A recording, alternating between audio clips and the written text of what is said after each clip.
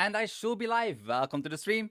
First of all, I have this cup that my wife made for me on my split keyboard. And if I just filled my coffee, so on the back she wrote the GoZen logo with GoZen written in Japanese on it. So I'll be drinking out of that cup a couple of times during the stream. But GoZen.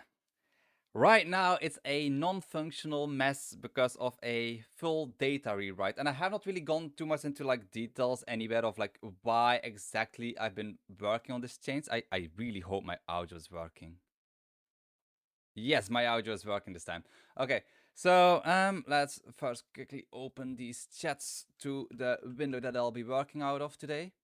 So a data rewrite, the data handling, basically for the people who watched my last stream, I've been learning Zig, which is kind of like a low-level system programming language, and it does not have classes. So I was like, okay, but how do you handle data? Well, apparently through arrays. Apparently that's better for performance. And at first I was from, that seems very inconvenient because object-oriented programming, like with classes, seems to make more sense. So I was like, yeah, I will probably, I should probably give up on Zig. Like this whole way of handling like data and such, it doesn't make sense. There's no logic behind it. But then I started thinking, and when I'm thinking, that's not a good thing. Because the more I was thinking about it, the more it started making sense in my head. Not because of the whole performance benefit that you would have, but you have less files to work with. And yes, there is a little bit more boilerplate that you need to write to handle that data. But it makes sense. It suddenly started clicking in my head, and then I could only see the data in GoZen being handled in that way. And so I started a rewrite. And so far, I've actually been enjoying to work on GoZen again, because when working on open source stuff, motivation tends to go up and down, up and down. But handling data in this way makes reading scripts so much easier. And it makes more sense in my head. So even with all the stuff that is going on, and like GoZen is getting to become like a very big project at this point, it's starting to click somewhere in my head, and I find it more enjoyable to work and troubleshoot GoZen again because I know what's happening again. So yeah, I did not think I would say that, but I kind of like data-oriented design. I will need my glasses. It's been a busy day. Tomorrow another busy day. For the people who have tuned in on the last stream, let's show my screen already. For the people who have tuned into the last streams, so yeah, we bought a house. There's still renovation work that needs to happen, and yeah, it's still quite busy. Let's see. Do we have? Voila. Okay, let's make these a little bit smaller, or should I just put my thing over there? Yeah, let's do this today. Voila. I don't think this has too much of an impact on that. I should. Can I like this? Okay. I think Twitch chat is cut off a little bit, but Twitch chat tends to be not too active anyway. So yeah, well, it will be fine. Maybe I can like quickly get rid of that area. View page. So nope, wrong one. Inspect. Can I quickly?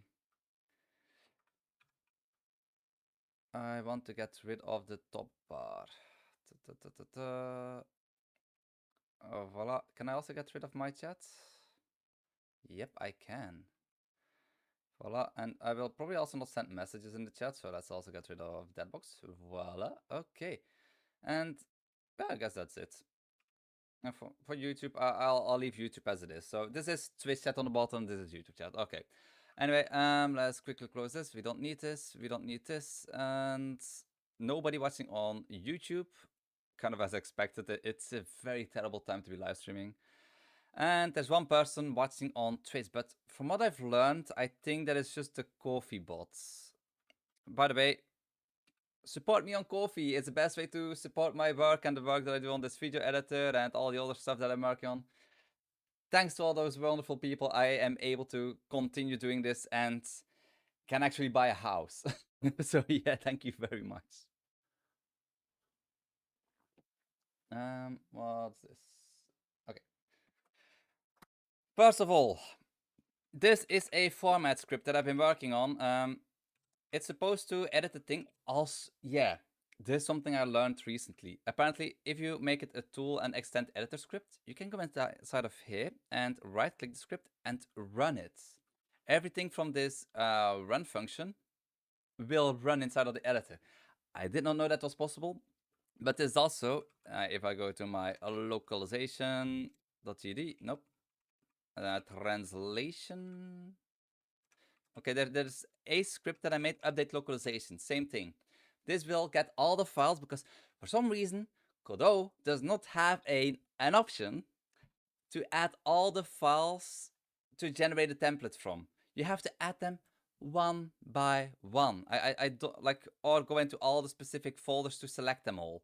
You, like, to my knowledge, I cannot just select a folder and then it will take all those files from that folder. I don't know why that's not an option, but yeah.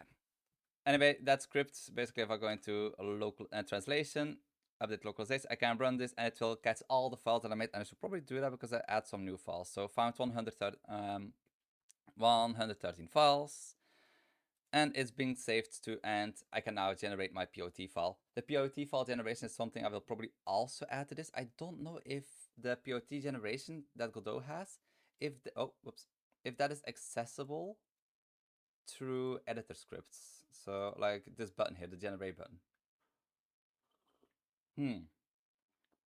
But anyway, I'm distracting myself. So let's go over to the logic. So I've been writing clip logic, file logic, track logic, marker, and folder logic. Each script has its own stuff that it does. It handles all the data. Initialization. Or let's just call this main. I still have a little bit of work to this.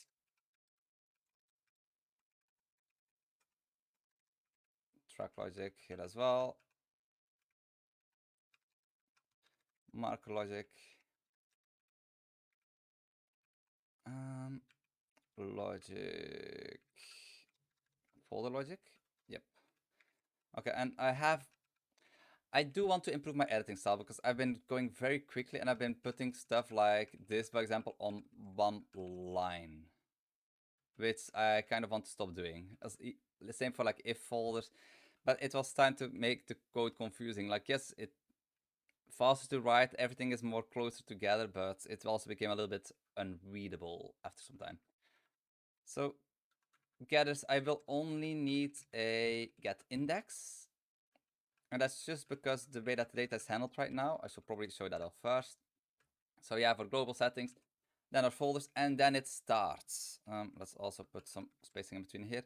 So files, instead of having a file class with an ID, path, proxy path, nickname, folder, type, duration, modified time, I just create arrays for it. And I just call them files, so it's kind of like a class.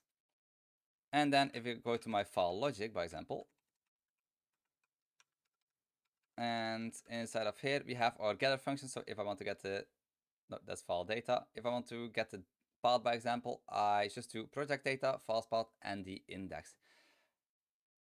But this is one thing that I will change because I don't really like how I made this with all these getters. It kind of became unusable. So yeah. The get temporary file I will leave. But I do want to clean up this code, and I really wish Godot had a formatted. Normally there is, wait, store beta.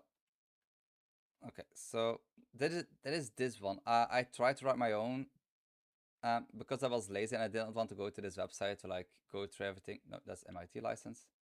Few source codes. So GDE Quest made a thing for this.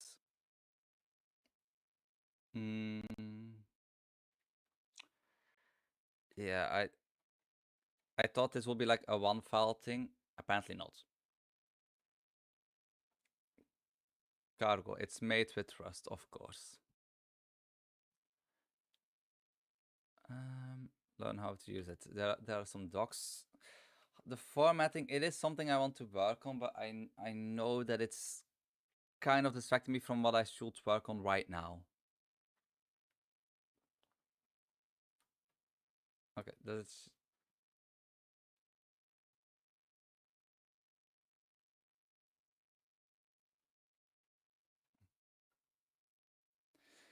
um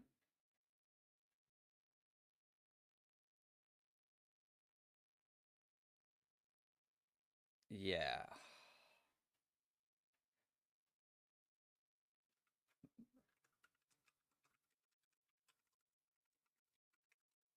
Is it like available on Batman? No.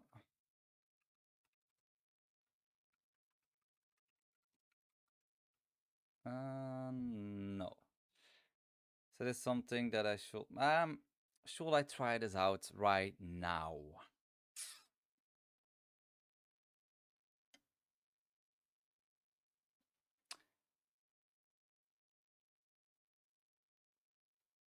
Mm.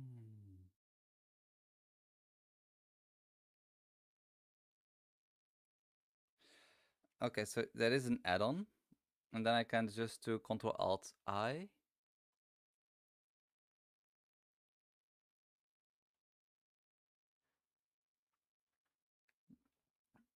There's an editor add-on VS Code. Is there no option for Vim?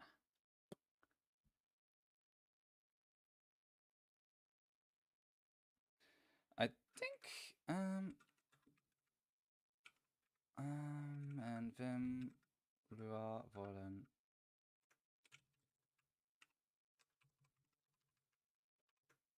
Can I define it inside of here?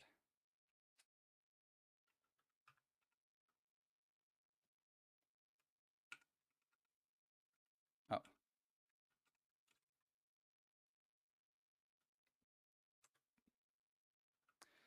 found an issue.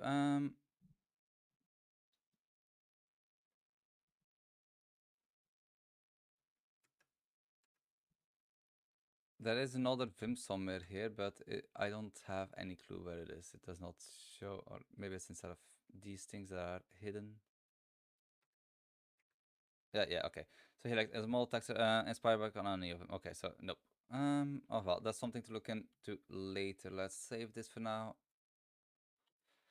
Okay. We had one viewer at some point, and on Twitch we have 2 viewers, but nobody active. Okay. Um. Okay, so, well, how should I tackle this?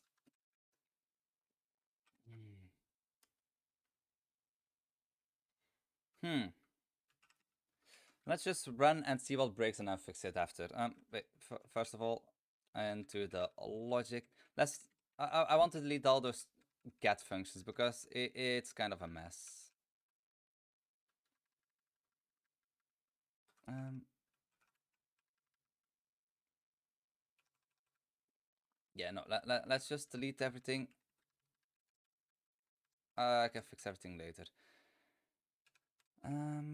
Switch.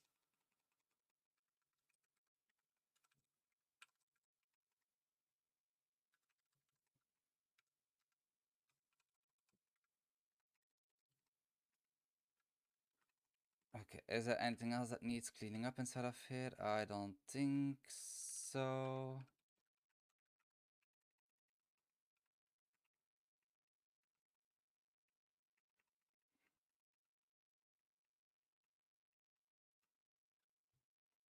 And of course we have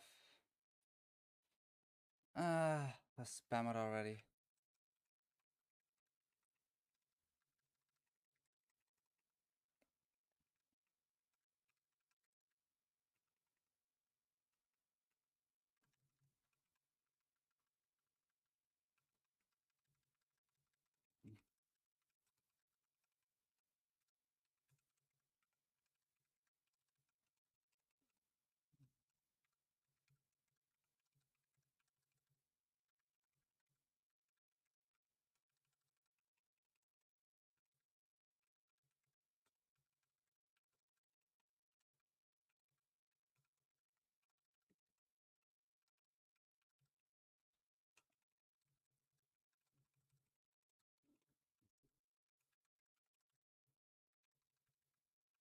Okay, so there's some errors inside of here already. Let's first fix all those errors.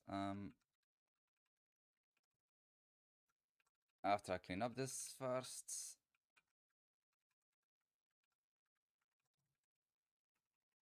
Okay. Oh, oops. First error, get ID. So project data dot clips ID index.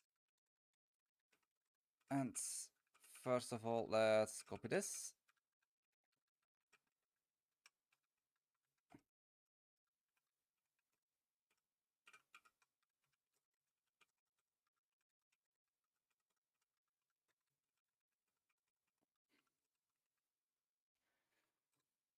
This is effects. I can probably create a shortcut for this, but to change this out more quickly.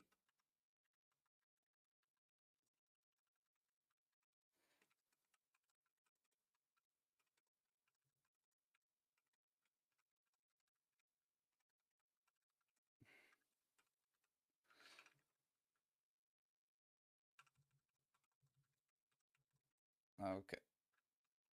Next error.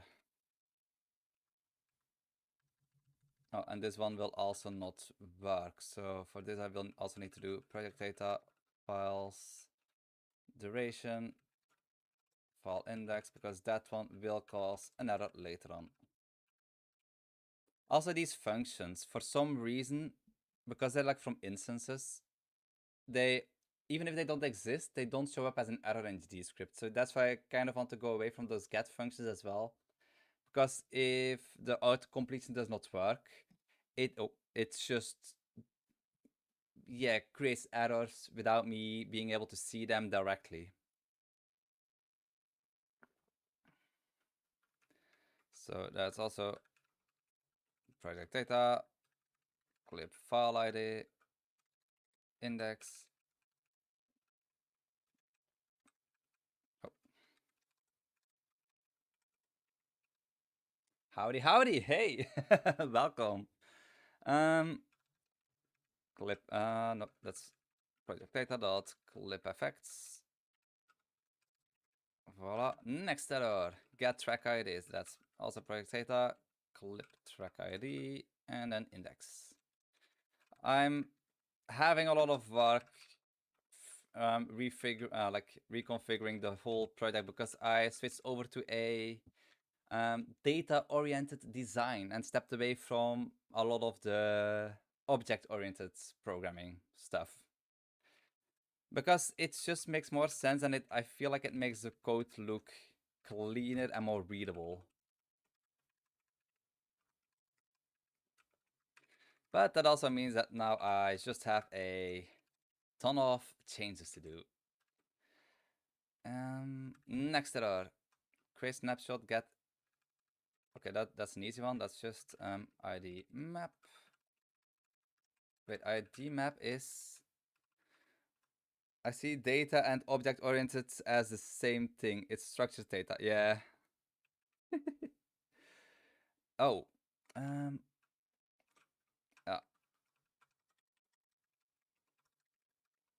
Next up. So ID map. Wait, but that returns the index, right? Yep. File ID? No, clip ID.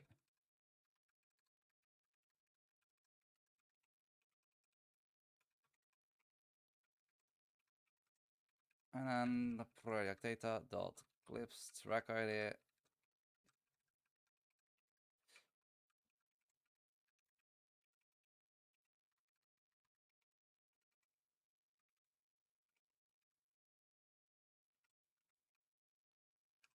Start, yep.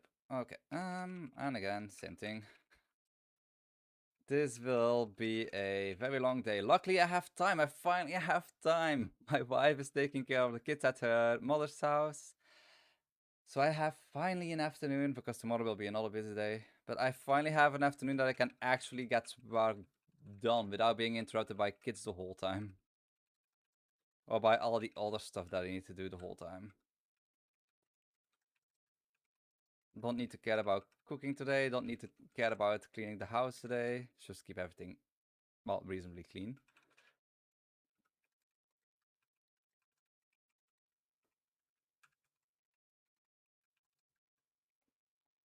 Okay, next up. Got index. That's just ID map again.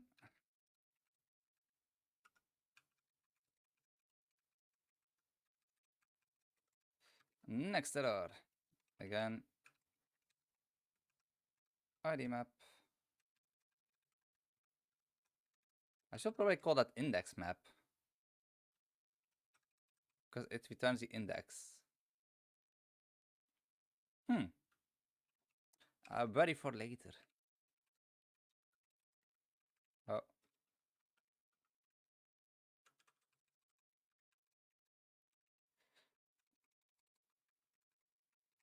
ID map.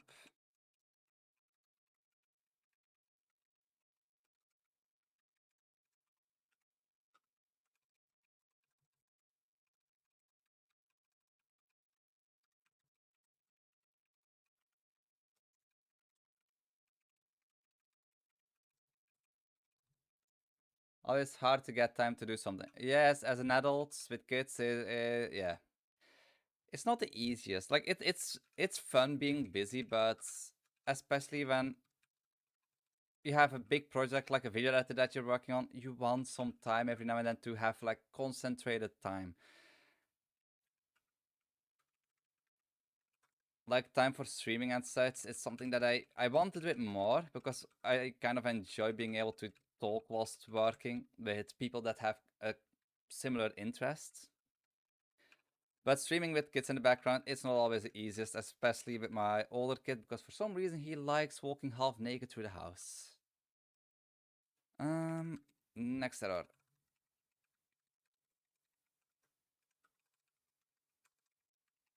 Next error. I have around 3 hours, 4 hours. So I want to try and get, like, I kind of want to finish this whole rewrite. Like right now, I'm sitting at over 3,000 lines of code that I've changed already. I want to change more. I have 3 viewers right now, and I have 2 on YouTube. Finally, finally, some people start joining on YouTube. Clip start, index. Oh, voila. Project data. Like this to me looks cleaner. They're working with classes. Maybe that's just me, but the more I start learning about this whole way of like managing data through arrays, the more it like sense it made in my head, and I just wanted to do this instead.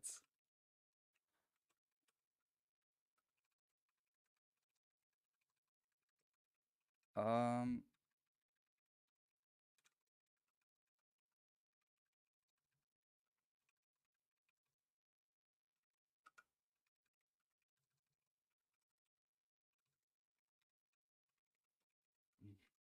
Project data, those clips track.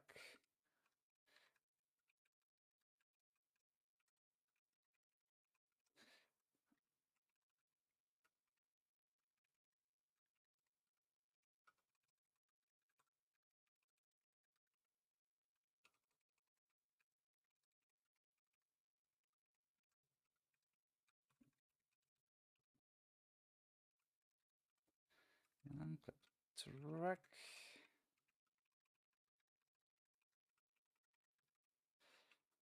Um, let's delete that comment.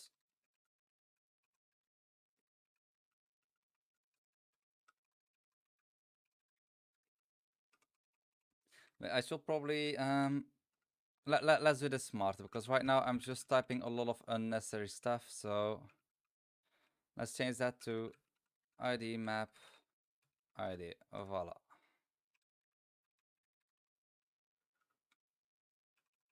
And it's visual by ID. Let's just delete that as well. Don't need that.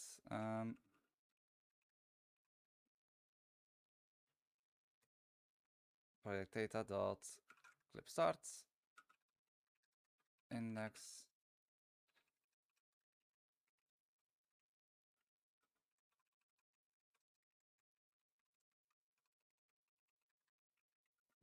file, no, data dot files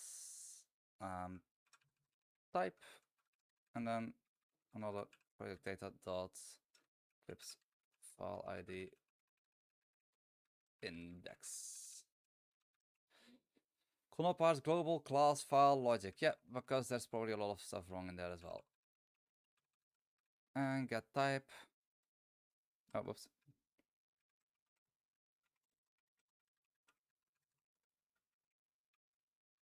Let's change that by project data.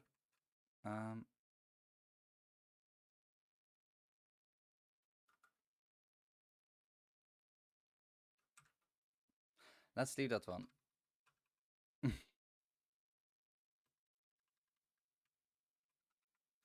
Okay.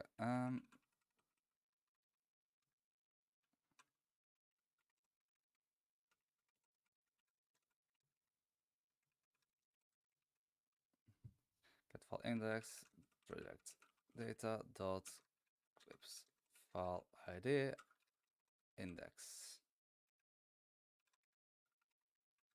Next up.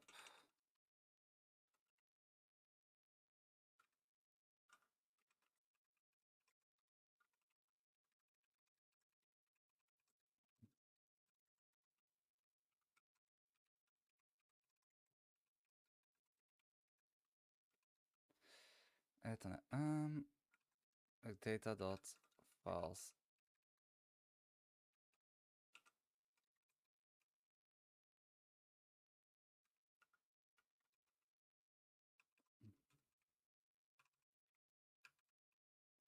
And by the way, looking at your results, the reason that the type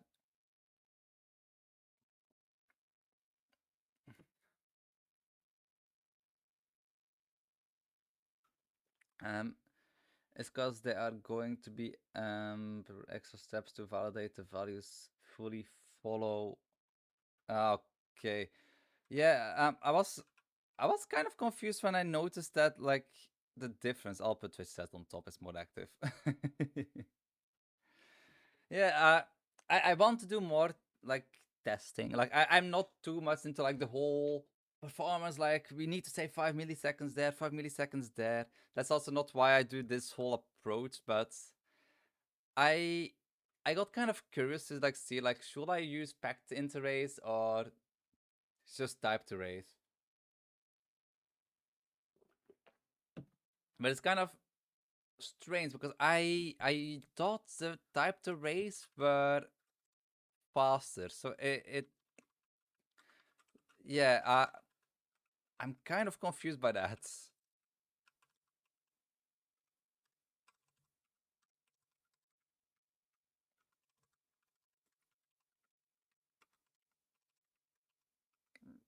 Again, frame rate, pum, pum, pum, pum, pum. Get effects.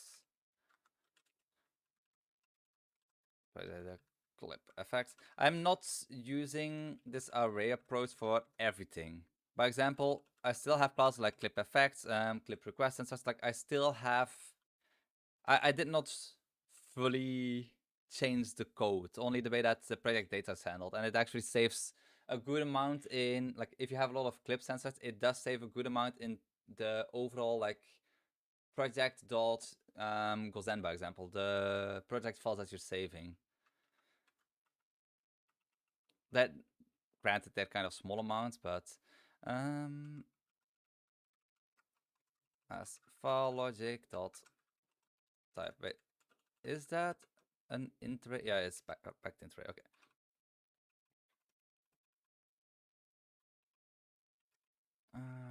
Project data dot.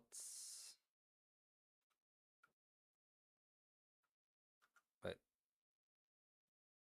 Oh yeah. Okay.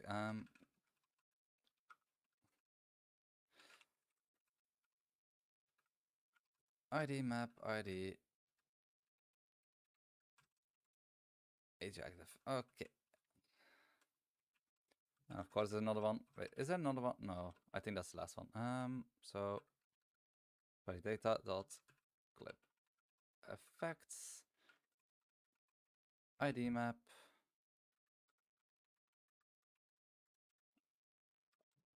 Yes. Okay, that's one. That's one logic class done. Up to the next one.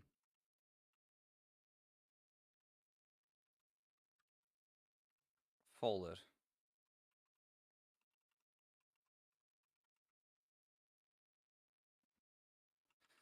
Get index, get ID. I don't really need these functions now.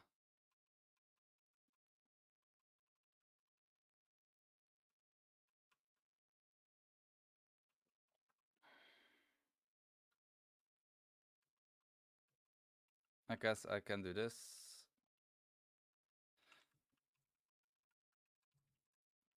Just have to remember that when you enforce strict typing with a fully qualified array definition or dictionary definition, there are going to be additional type checks that are performed to validate that the value fetch stored is correct and pose the typing correctly.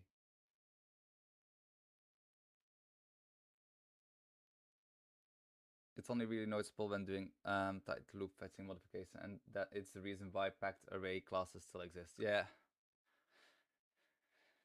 The looping, I did like one of the reasons why I also started doing this is I did a small test to like render stuff out, like a video of just 1000 frames. But I did notice like a good second, 2 seconds, like in performance improvements, and for like such a small amount of data, that I consistently had better results. Was kind of tempting to, yeah, try and do this. Oh, wait a minute. Might have deleted a little bit too much. So to get these things I will leave. Get index. That's just ID map. Voila.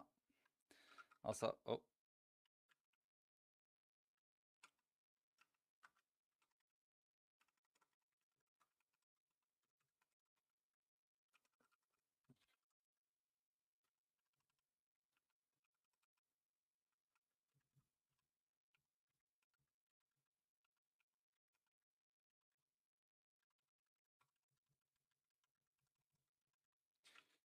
Voila. These are nicely cleaned up. Old nickname. Okay, so there's a lot of changing to do. Let's start with the first one. So get ID. Wait, what was I trying to do here?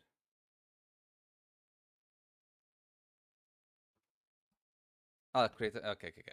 So project data, file ID, index. Okay. Next one. This get ID.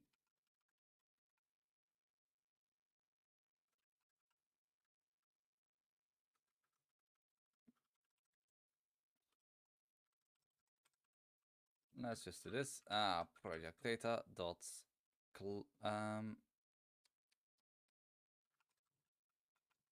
file ID index.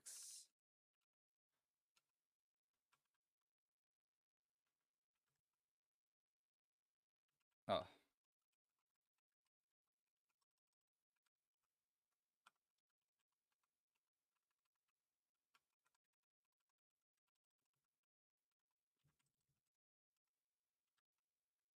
Okay.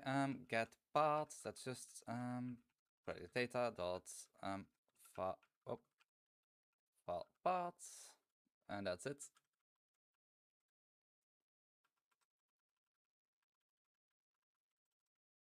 I should probably just do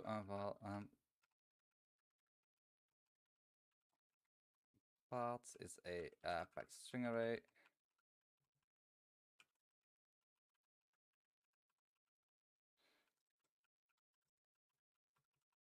I think that's the way that you should do it, if I remember correctly.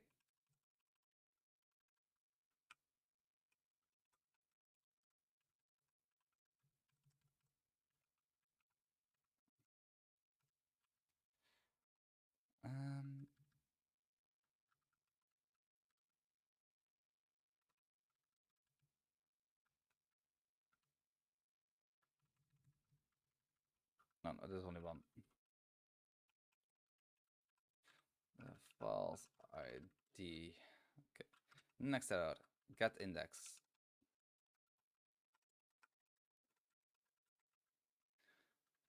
That's ID map ID.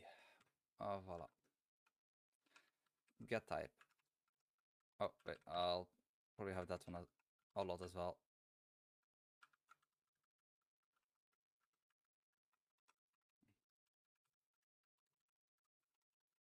Index. Project data dot um, false type index. Next one. Get folder. Okay, that is wait.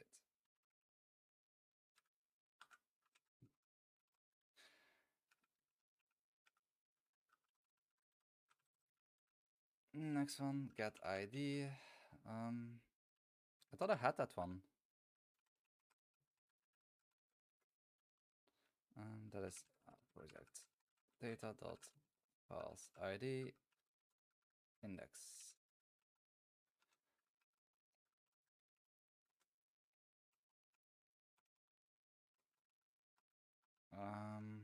Allez.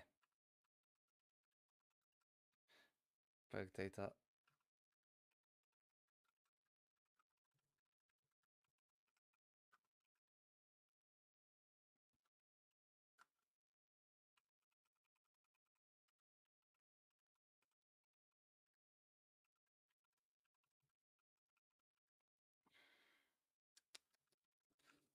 Project data dot file ID index. And let's just make this a little bit more readable. Let's call this index.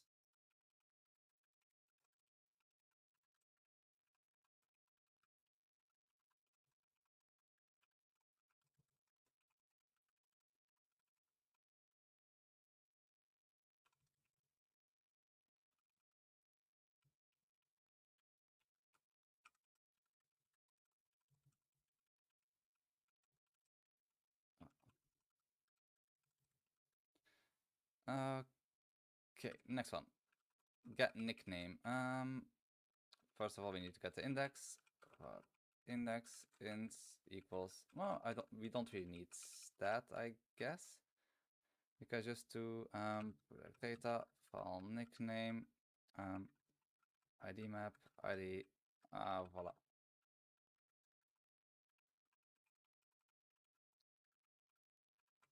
Data dot files ATO. That is a dictionary. That does require the ID, not the index. Yep. Next one, get nickname. Are there more nicknames? Nope.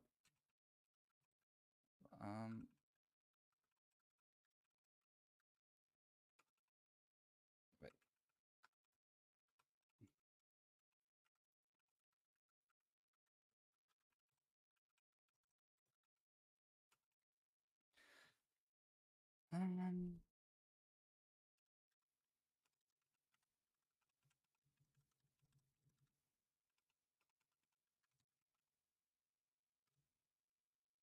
Oi, oi, oi.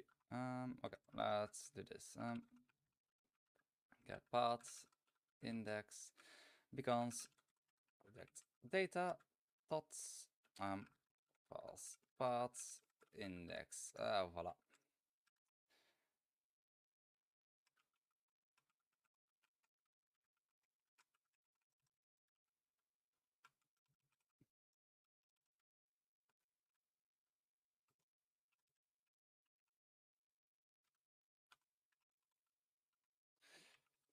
Data dots false proxy paths.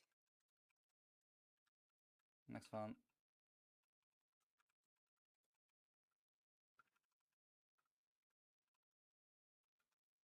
Oh.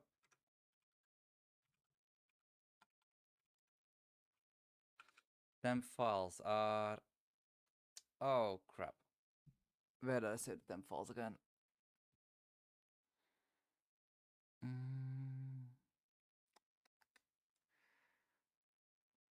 Ugh. Let's look in here. For logic. Oh.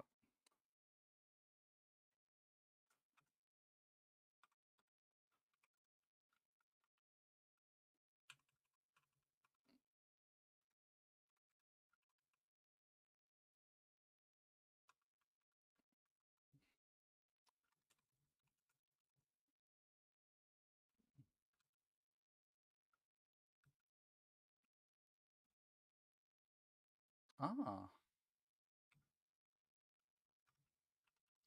So that's just in. Is that a dictionary? Okay, dictionary car.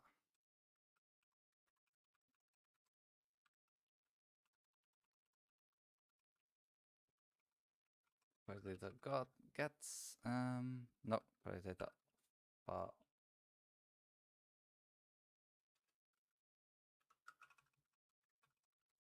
okay, and for logic is done. Next up folder logic.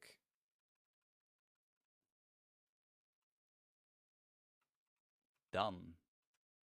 Wait, we also have the get index one. Let's remove that one.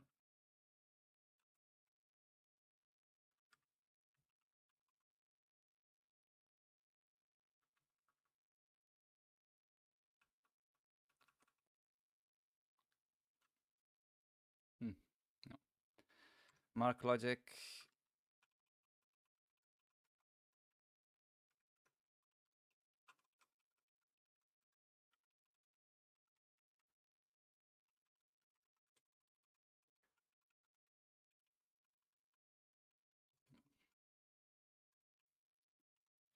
Get index according to the frame number.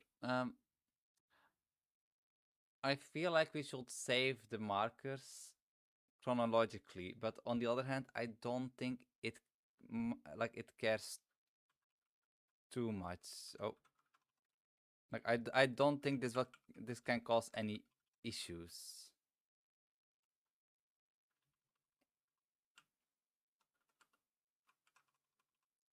Let's still remove those. Okay. Next one, track logic.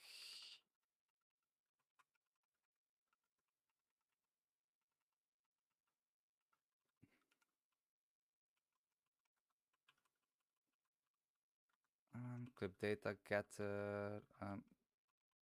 Do we need that one?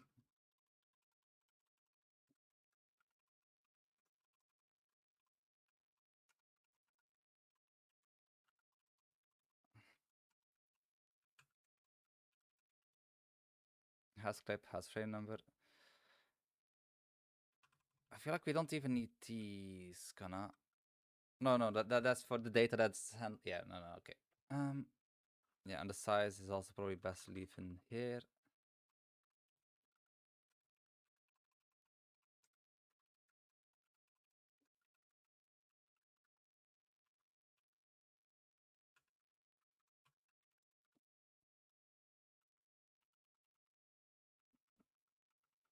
Okay, and those are all the logic classes done. So let's see what is the next error.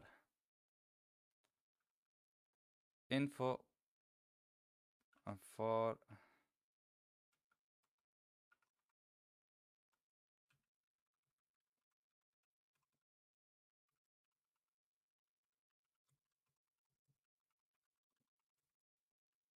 okay, next one.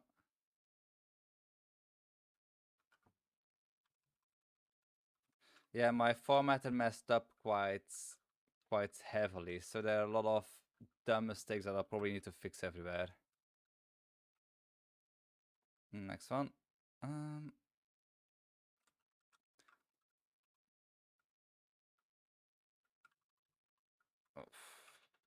Project dot files dot. I think files dropped this function there. ACC godot coding livestream. I can actually read the code. Yeah, I try to keep my code as readable as possible. I've actually done a lot of work recently to make it more readable. Let's see. there are, yeah, my code right now, I changed the whole data handling system, so there are a lot of non-working stuff right now, non-working code. Could not find clip data because we don't have clip data anymore. It's an integer now, and it should be clip index and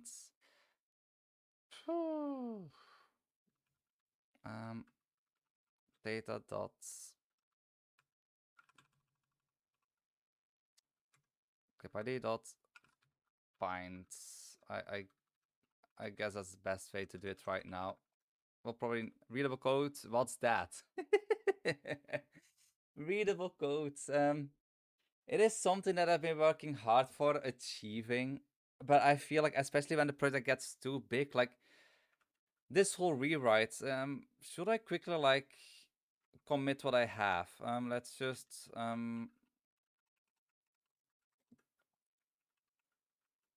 like I'm only like I'm not rewriting everything, but I'm already at about 3,675 lines chains of code for one PR, just of updating the way that I handle the data. So yeah. Why is this unused variable? Okay.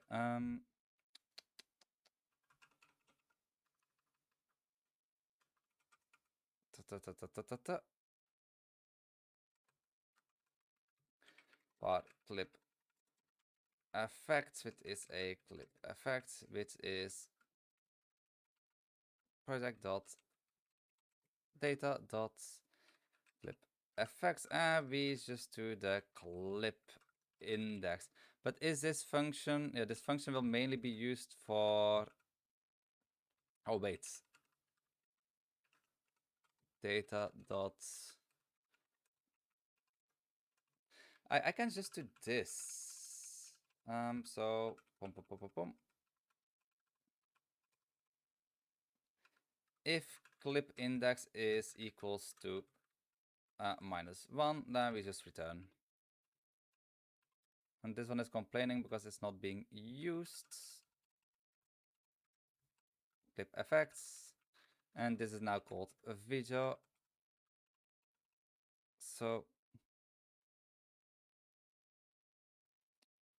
actually, why do I do this? This seems very dumb. Oh no, because I need to index. Okay.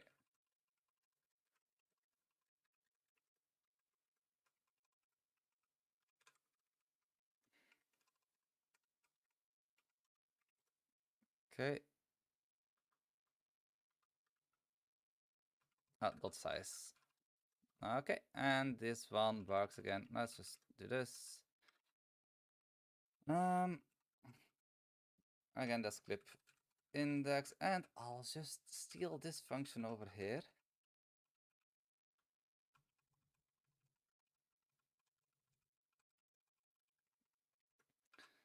And then instead of here, I just did. This is supposed to load audio effects. Why do I check the video size? Oh, wow.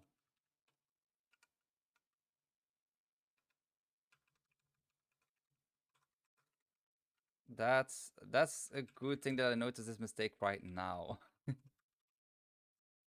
Okay, so clip effects. This one is also changed of naming, so that will be this. And again, let's stop with these I things because it drives me. I need to know what I'm typing. And bug found, of course. Yeah, there are a lot. I keep finding like code that I wrote, it works, but because of the wrong reasons.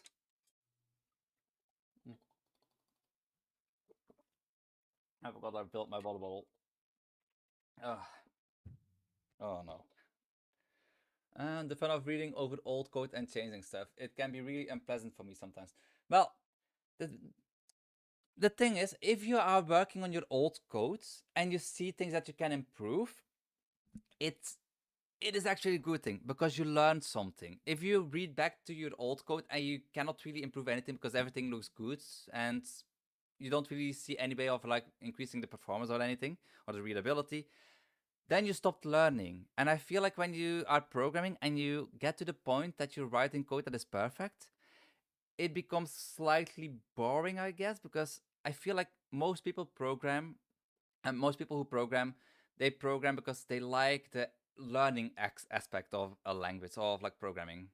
So the moment that you stop being able to find things that you can adjust in your codes, it's you kind of reach the end of the journey, or you're doing something wrong, or you're not really motivated to learn new things anymore. So as long as you can like find things to change, that's a good thing. Like, yeah, takes time. It's not always the most pleasant thing about programming, but I think it is a good thing. Yeah, I don't really see it as a bad thing. Um, wait, we have the clip. Okay, so clip. I did not find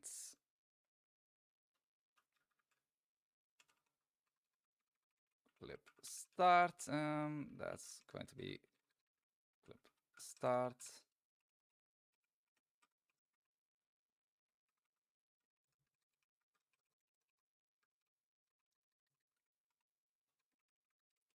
Like, of course, there are going to be people who like think of it differently, but I do feel about programming in that way. Like, the joy of programming is the learning of new stuff, and always being able to like improve yourself. Changing your code is because you improved yourself in some way. Um, hmm.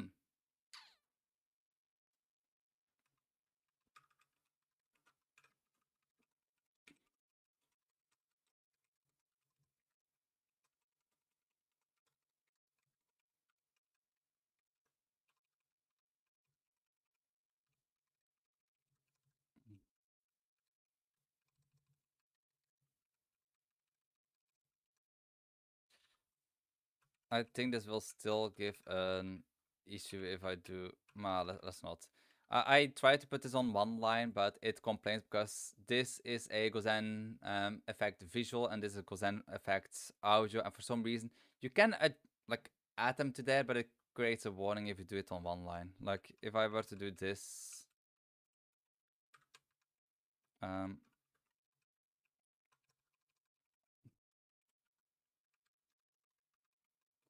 if is visual, else then it creates this whole thing like incompatible ternary, because they're not mutually compatible, even though they that's the thing about working with classes. I often run in these kind of issues, and that's because you use like the whole like thing that they're designed for of like inheritance and such, and then yeah. um Data dots. Wait, I can. Oh, I'm dumb. I should just do ah I should not use the find function. It's slower. It's not the correct way of handling things.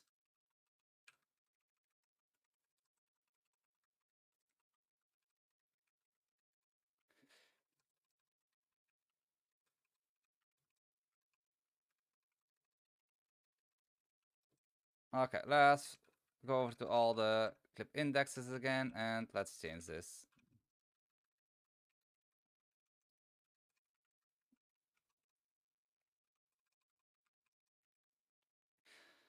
Should I change ID? No, let's leave it like that. No clip index. Voila. Wait, why is this complaining? Uh, current clip ID. Clip index.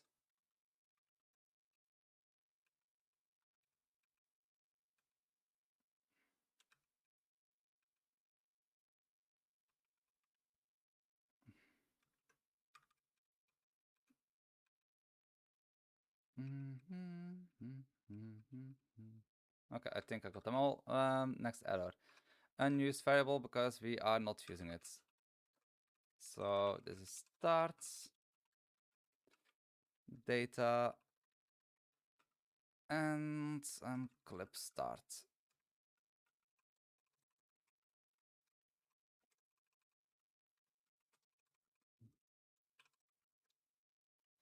And we also need our clip effects.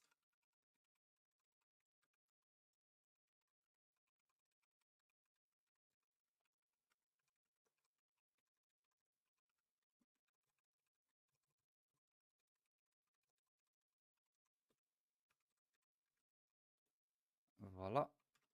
That's also working. And FX panel is done. Next up. Okay, I think I will be able to get everything working by the end of today. I'm so looking forward to finally being finished with this whole rewrite. So I get markers. Okay, frame a marker hand. Oh, project dots markers.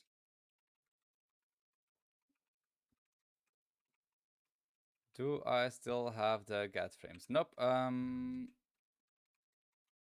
Data dots markers frame. Oh, voila. Okay, that's also done. We don't have marker data anymore, so marker index. This is an int. Project dot get. Oh, data markers frame dots find frame number. There will never be enough markers to actually cause this, like make this into an issue of like performance. Unless you have like 20,000 markers, I don't think just using find on it will probably be nice. I like fine. We don't need a ID map for that one. Be cool, but I think it will be kind of unnecessary. Marker type.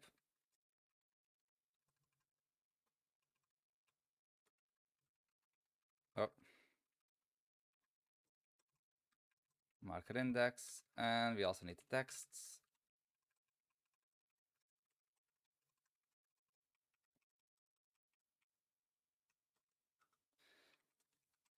Marker type, and marker text. Next up. This one is not working. Yeah. Should probably be a string. Nothing else. 2 years later, damn, I need 20,000 markers. Rewrite time.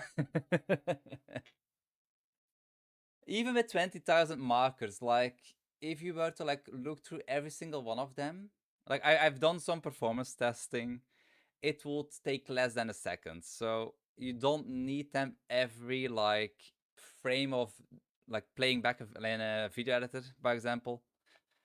2 years later, it's almost been 3 years since I started working on this video editor. 3 years. It's also almost, well, basically the time that I started working on this video editor is the time that I also became a stay-at-home dad, trying to make a living whilst working on a video editor and doing YouTube and stuff.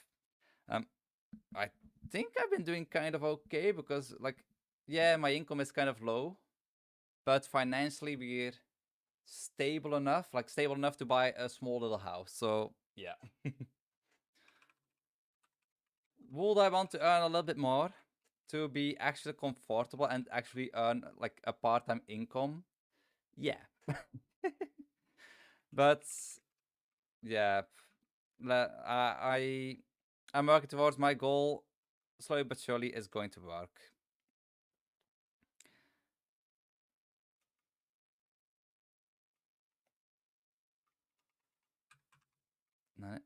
Property or key reload on base of type.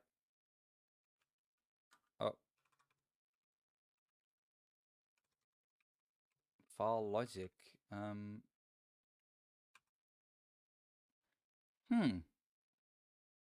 Oh wait, yeah, no.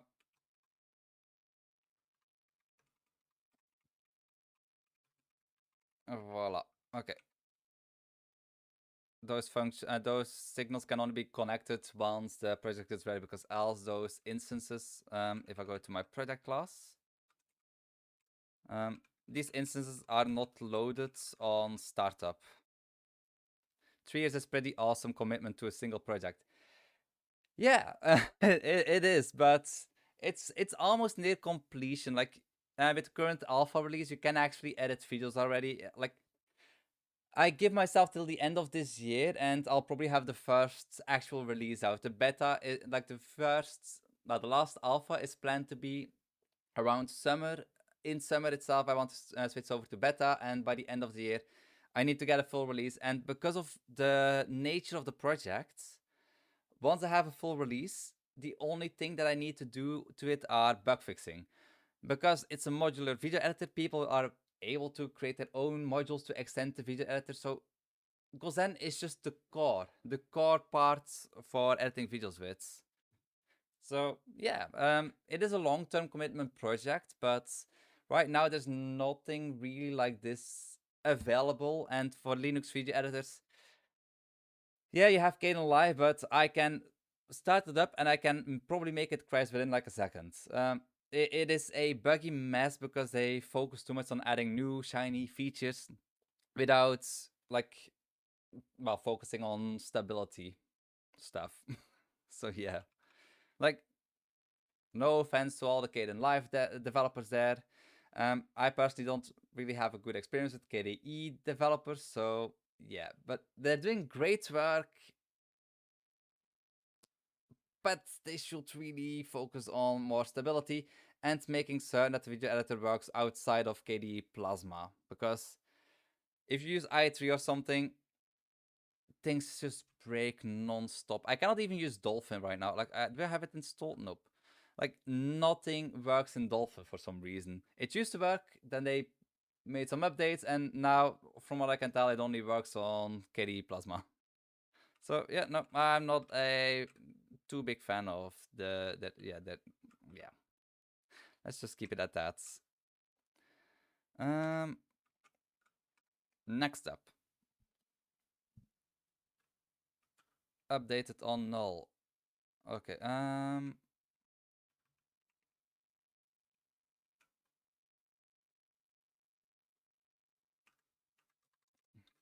Same issue.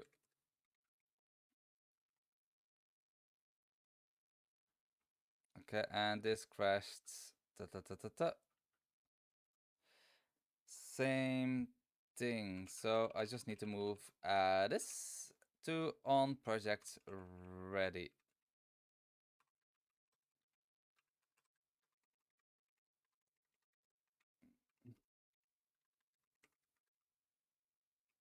Voila. Next up. Deleted. This is also the same issue. So whoops. Oh, why is nothing working right now?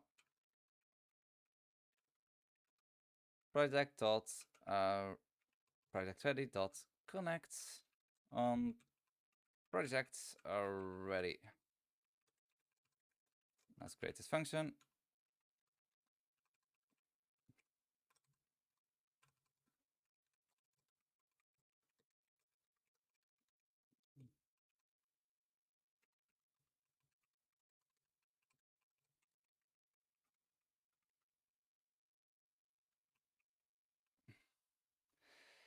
Same thing.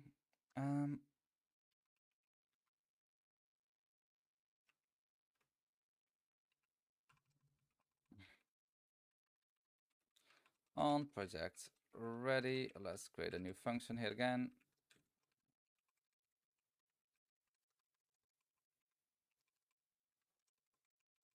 And markers updated. Oh, wait, what was that?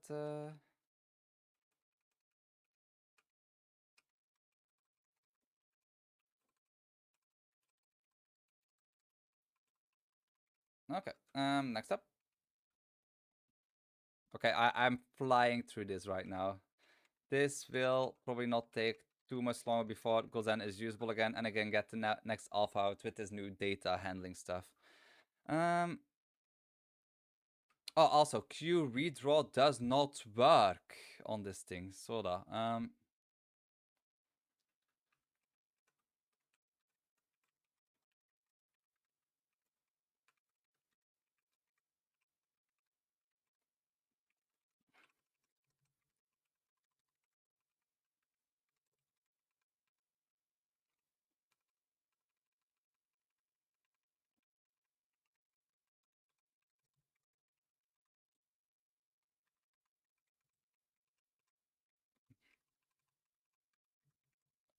Okay, so that is working. There's nothing else to do there.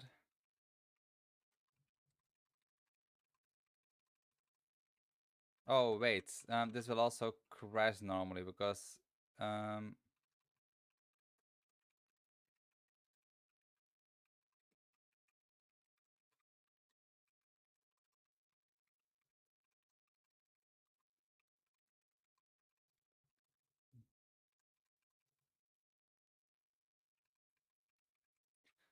okay, that should be working.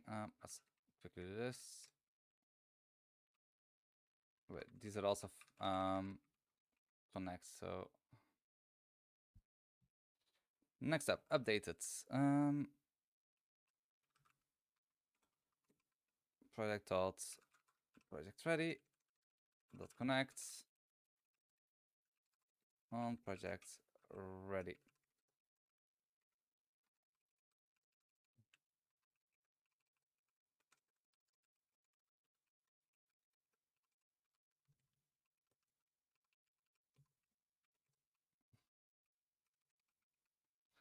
Next up. I think a lot of the errors that I'm going to have right now, yeah, they're basically all the same.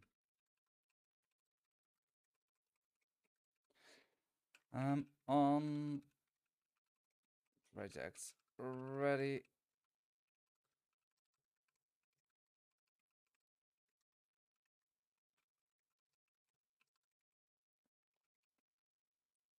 Voila. That should also work. And then data dots marker, and of course markers frame. Okay. Voila. Next up, non-consistent size. That is because that is indeed not a thing. So they. Oh wait. Oh. Size won't be able to work when nothing is loaded.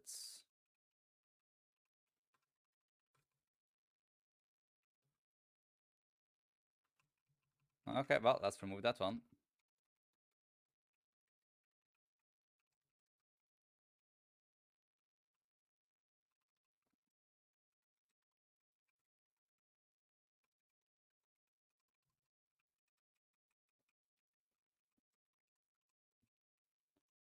Okay,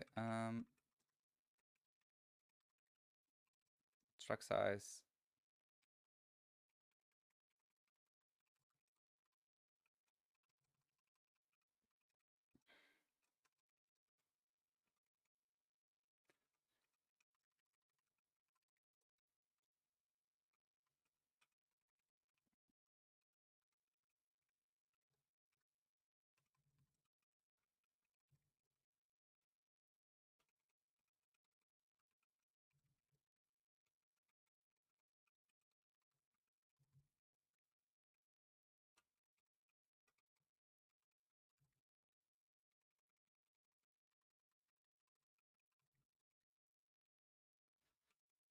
Can I just do... No, probably not.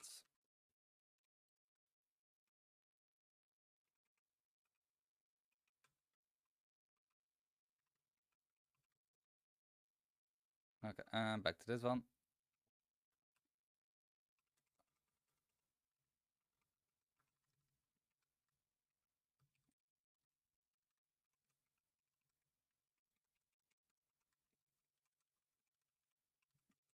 Okay, and Next up.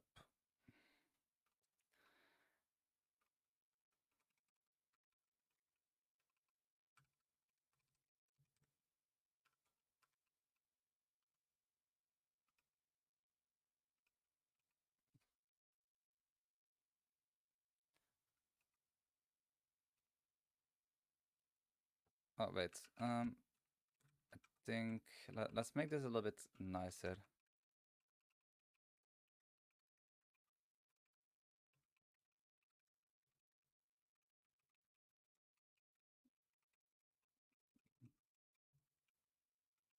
Nah, let's leave it like this.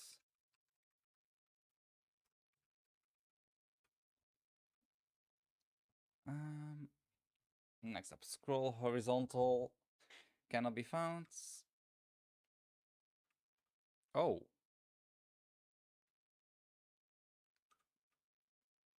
Hmm.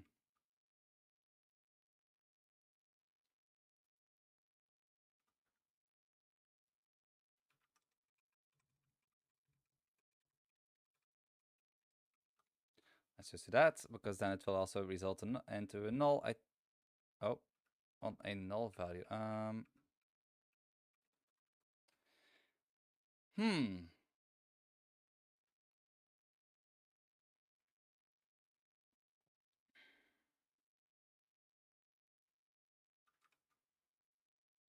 Timeline.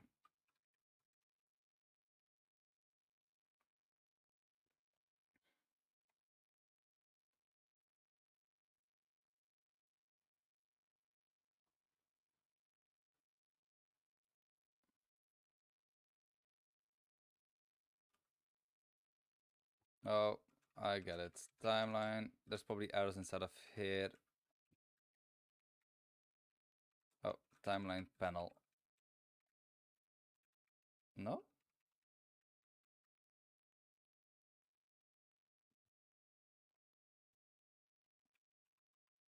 Hmm. Hmm.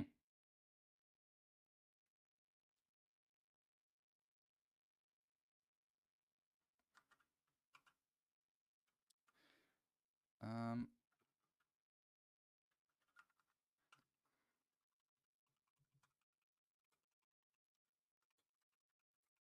Get parents. Dot get parent, I guess. Let's see if that works. Okay, and that worked. So data Rex is muted dot size. Oh, um,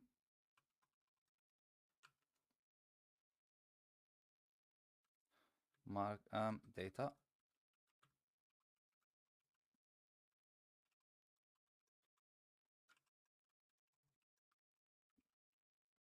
No, wait, no.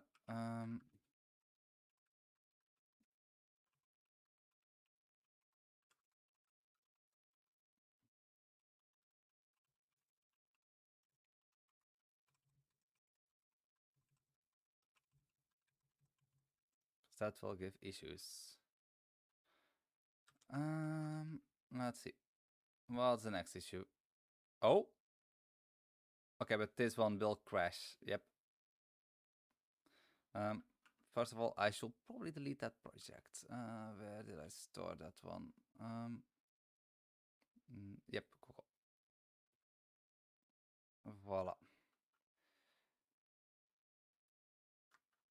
Let's create a new project.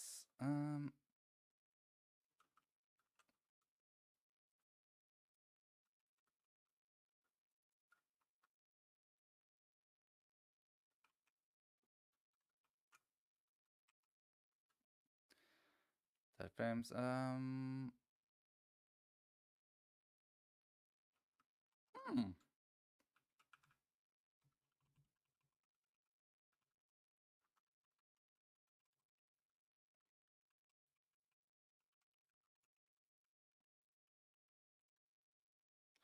Ah, crap.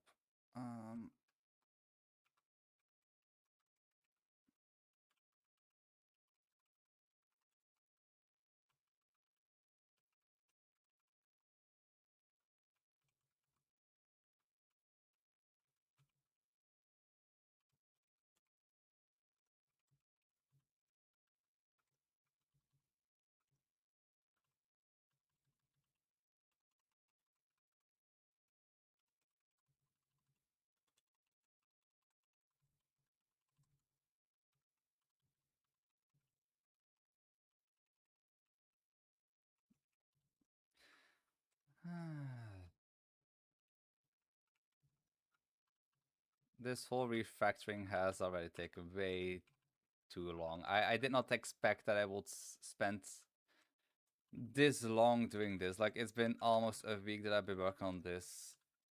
Oh,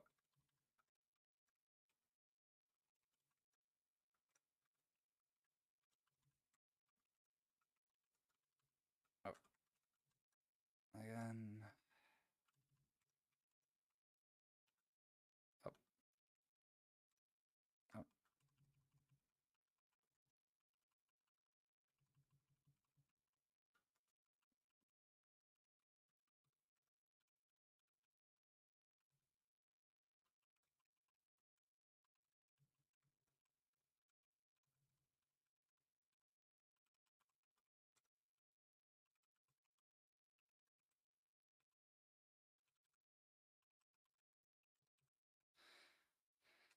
Okay. Almost on, I guess. At least you're nearing the end. Yeah. So why this rewrite? The rewrite, it is for a couple of reasons, but I think I probably summed it up in here. So I've been kind of learning Zik, which does not have classes, and because of that, you handle data in a different way through arrays. So if I quickly show my screen again, so project data. So instead of having classes, you save every piece of data inside of an array, and you just have to keep track of the index. It's better for memory management, and it keeps the memory small enough so it can be in the memory on your CPU, meaning it's a lot faster to access data. That is why people normally use this. I mainly did this rewrite because since I learned about data-oriented design without like making classes, um, yeah, this at first I did not really understand this whole system, but the more I started thinking about it, the more it made sense in my head, the more everything started clicking, and the more I felt like I should do this instead of GoZen. And then I asked for advice on the Discord server a little bit to like, should I do this or not? Um, the advice was not to, but my mind had other plans, so I kept thinking of like um, ways of like working on GoZen.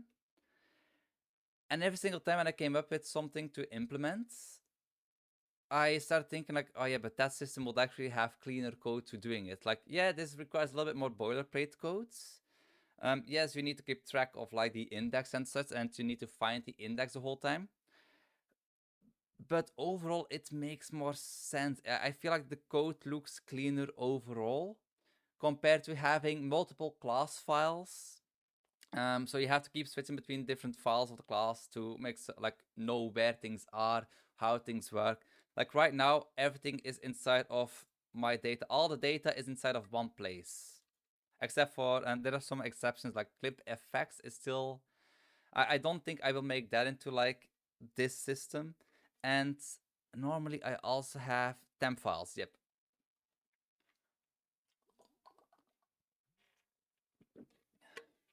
Also, I still use dictionaries because for some stuff like the temporary files, the auto takeover system and such.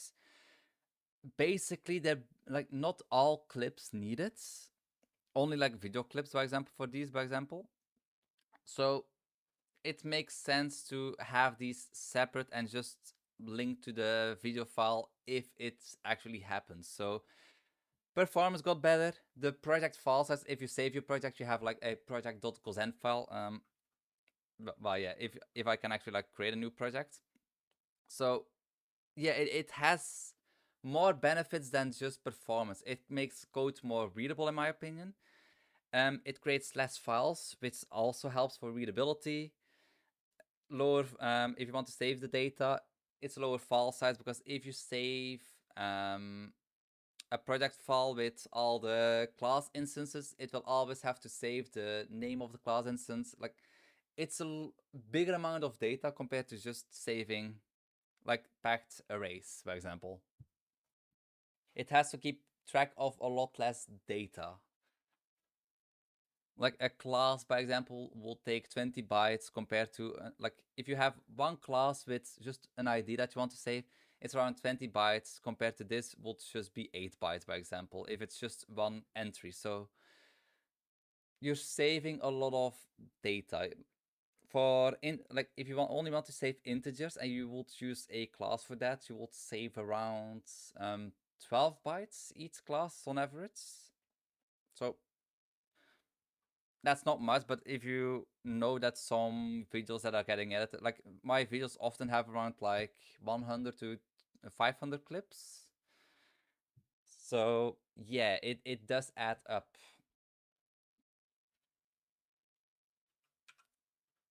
Man, I kind of like the more that you get into like this kind of stuff, the more it just feels more natural and the way that it's kind of should be when you start coding like this. It does take time to get used to. Like I'm not going to like say like, oh, it's the perfect thing for everybody. It does take time to get into, and I don't know if I can like recommend it for most people who mainly program every now and then and work alone. But GoZen is open source. It's an open source video editor, so I want it to like be nicely programmed.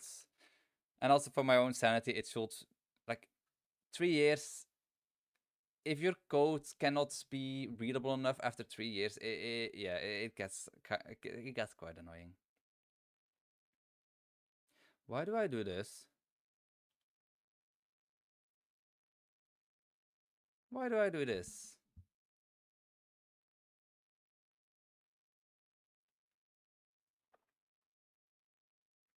Um, what was I on when I wrote that? I can just do this. So with video files, everything should stay everything should stay dividable by 2. So if I just do this, it's or null that 0 that gets added, or it's 1 that gets added. So we're doing this modulo anyway, so why not? Yeah. And that's what I mean. Like I can always find stuff that I wrote that I'm like that probably needs some changing. Voila, and that looks cleaner. That looks cleaner than this. Oh, this. Ah, voila.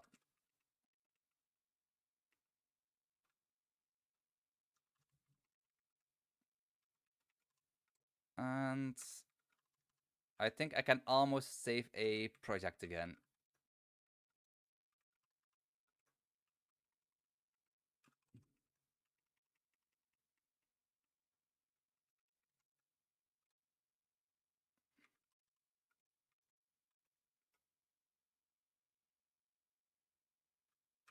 Um, 2 more.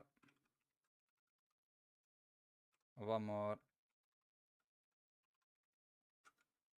That's something I feel like the way that GDE script works, it does not show enough when there's like a possible error going to happen. I do have everything on, right? Like I feel like it got worse. The like the detecting of errors and non-existing functions.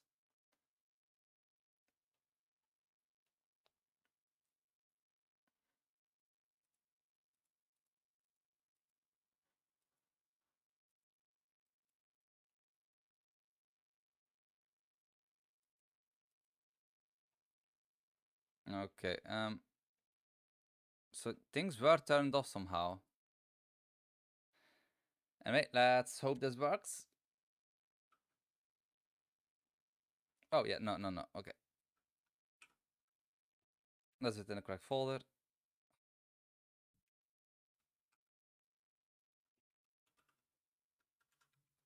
Oh, whoops.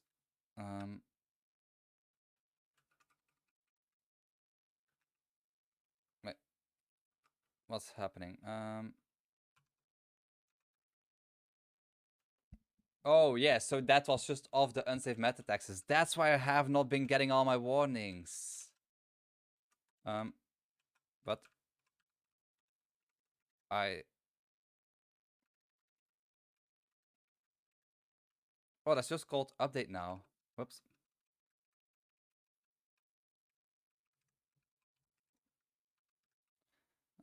Missing await keywords. Okay. Resize, unsafe property. Wow, there's so much wrong. Um,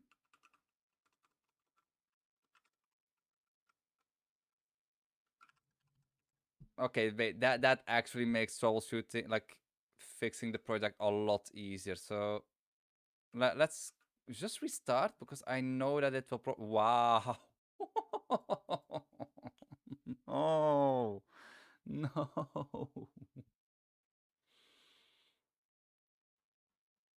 Ah.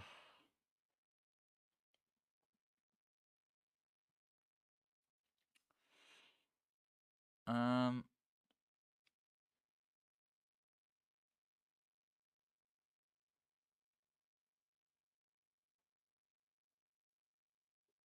Oh wow.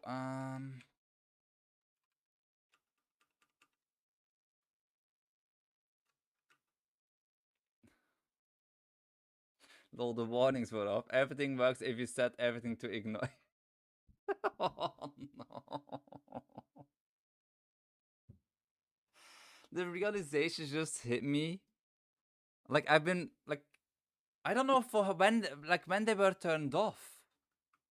Like from when have they been turned off? Because that's actually going to be such a giant pain to like fix. Like luckily GitHub has something. So if I go to my project.godot file, GitHub, like well, GitHub, it's a Git thing, blame. I can see when that got turned off. So those are all the effects. Internationalization. Where's the script? Debug.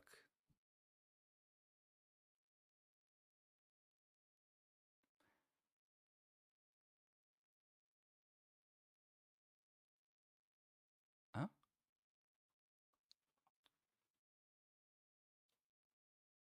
11 months ago, I changed these.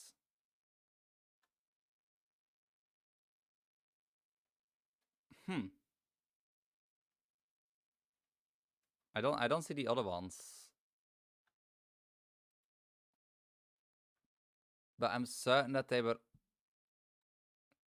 Did I accidentally turn them off during the data rewrites?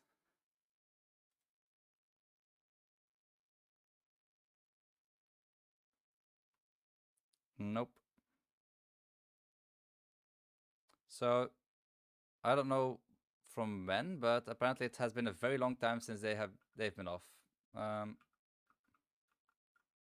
well, yeah, that happens. Okay, but now I do need to fix this. So, oh, ID.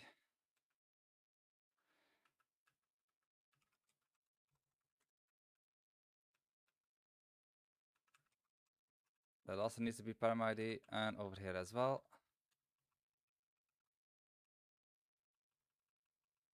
It's not called param ID anymore. Okay, so this is actually going to be so helpful because I was getting honestly frustrated with how this was like working. Nothing was showing anymore that there were like errors happening. Unsafe met is apparently there's no has function in a packed in a dictionary.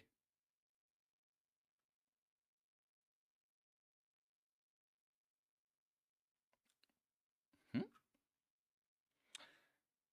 So keyframes as a dictionary. It returns a param ID. I give that, and then I shall get another dictionary back. Is it on? Ah, okay, because it does not know it's a dictionary.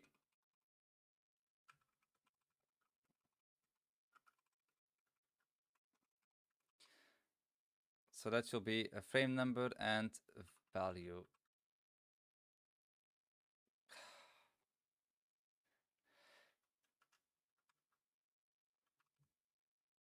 Uh, var param keyframe is a dictionary, and that's keyframes.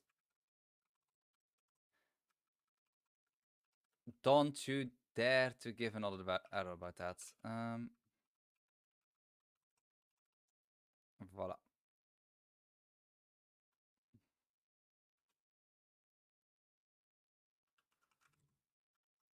Okay, and next one. For param keyframes is a dictionary.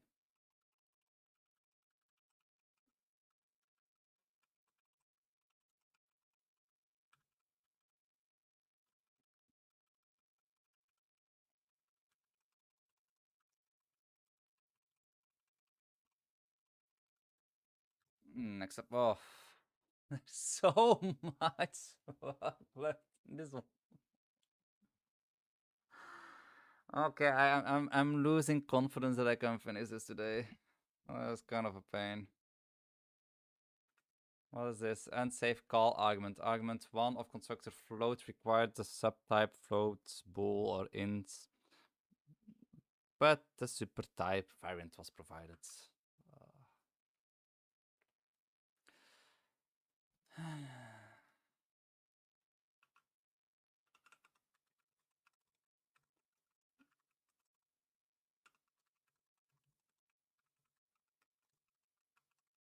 And of course, it's an unsafe cast.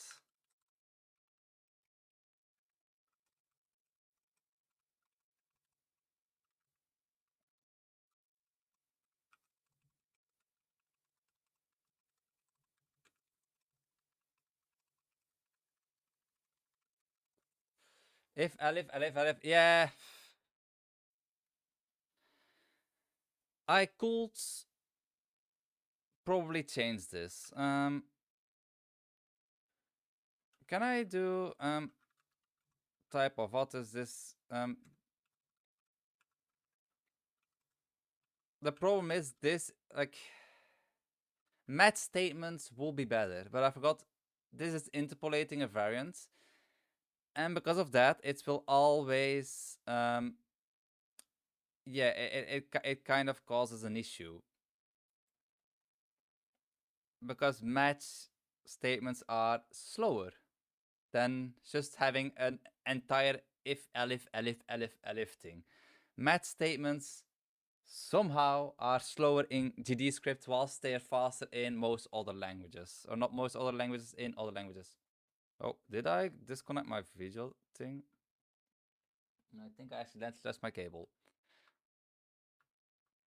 Can I not just do value a... Oh, wait, I can. And it does not give an error.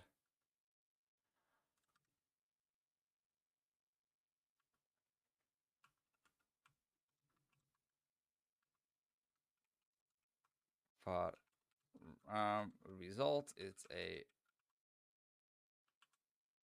Wait, what is the error here? Unsafe method access.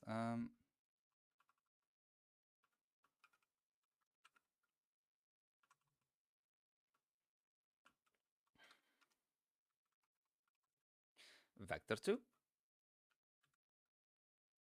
A value a and say unused variable, and then I just do a. Voila. I don't think I can do... No, that will be an unsafe cast again. Can I just disable the unsafe casts? Can I unsafe cast? Where is unsafe cast? Let's just ignore that one, because this is going to be too troublesome otherwise.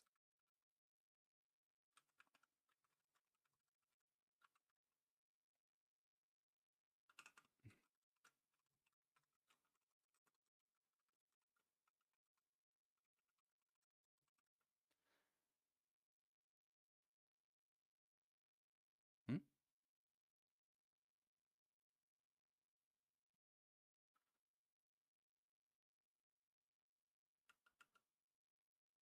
Oh, whoops. Unsafe call arguments.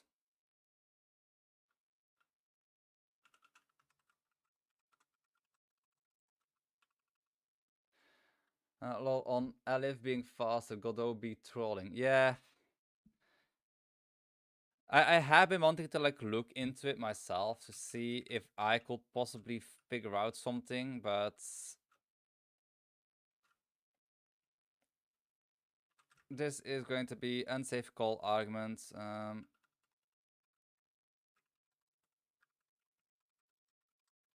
can do this. Oh, and that's gone as vector 3.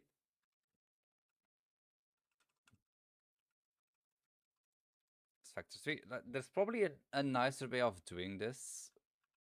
I don't care.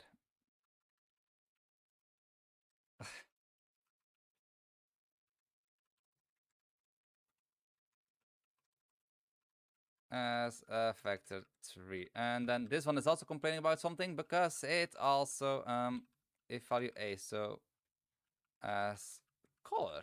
Wait, does color have LARP? Yep, apparently it does.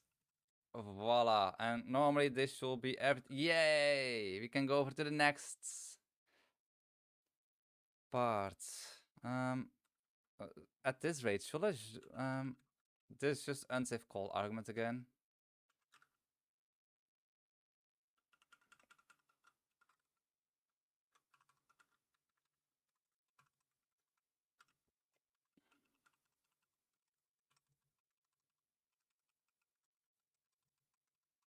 I think if I were to turn on the unsafe casting, this will start causing issues again. Agree to red required subtitle as a flow. And this is another thing when you use classes that like. Oh wait, for this one I'm not using class. I'm just using Oh okay, no, this is completely my fault for the way that I handle this. Okay. Next up, 470 left. Open pop-up. Oh.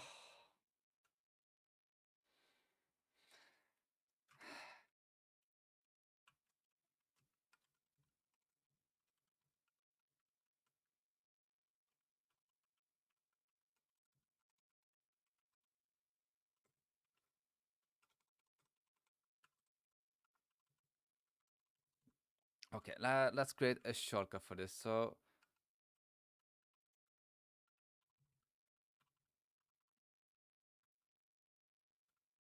okay, voila.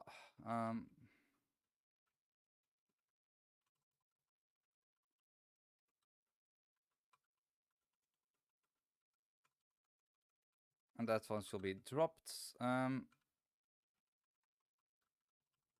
Oh wait, voila. Oh, eh?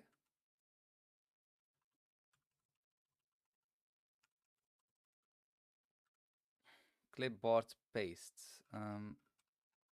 Wait. And that one is done. Let's go to the next one. Oh no, open pop-up. So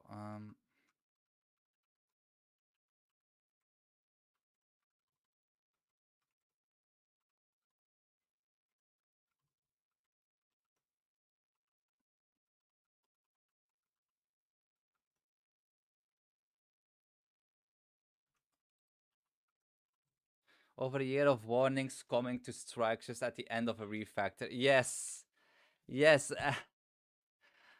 Like, oh, I don't know. I.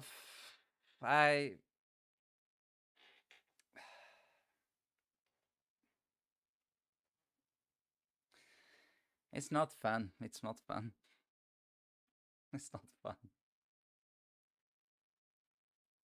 Like this function as well. Like here as well. Like I have no idea. Like update marker. Like I don't even think I have an update marker function anymore. So I have an update function and I need an index. So that's an index probably. But I think this is still dragged markers. Oh no, that's also an int here. Okay, so frame number. And next part needs to be the text. So I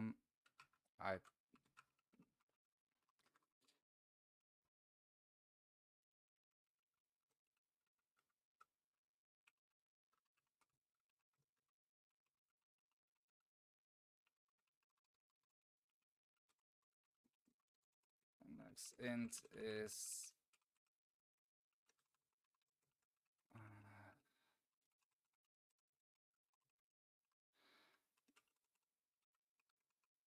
oh, whoops.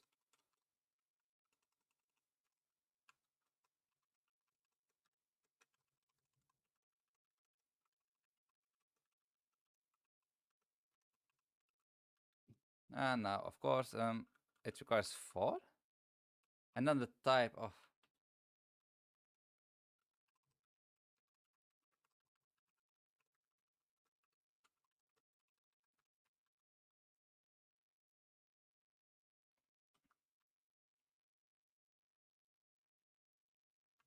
Okay, I guess that's about it. Let's see. I do we still have the index? We should not have the get index anymore. Let's just do this. Let's remove this. Let's remove this. Let's remove the. Let's not. Let's not remove that one. And also the size thing. No. Okay, and I forgot in which script I was working, so let's run it again to see what breaks. What breaks today? It's this one. Project data dot markers dot frame dot find. At least I'm having fun watching. Yeah, it's always fun to see all the people suffering. That's why things like how is that YouTube channel called again, about like all the people getting into like accidents? Oh,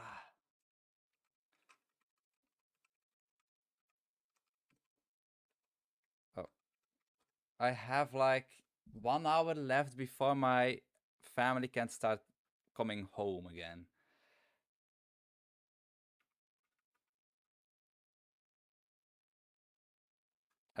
I really thought I would be able to finish everything already.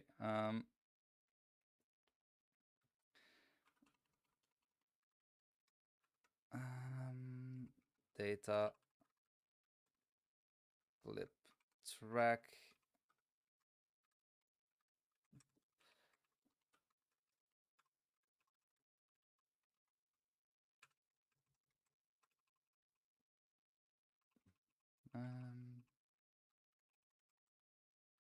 Is this a...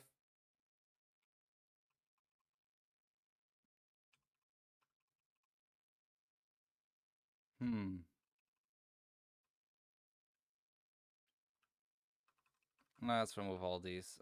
Get type. Yeah, no, let's remove this. Let's get end. No, let's remove these all. Let's not have any getters inside of here because it's messing with me.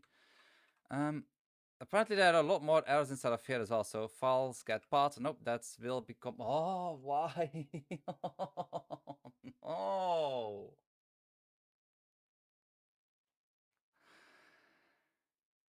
I feel like I need more coffee for this. No. File paths.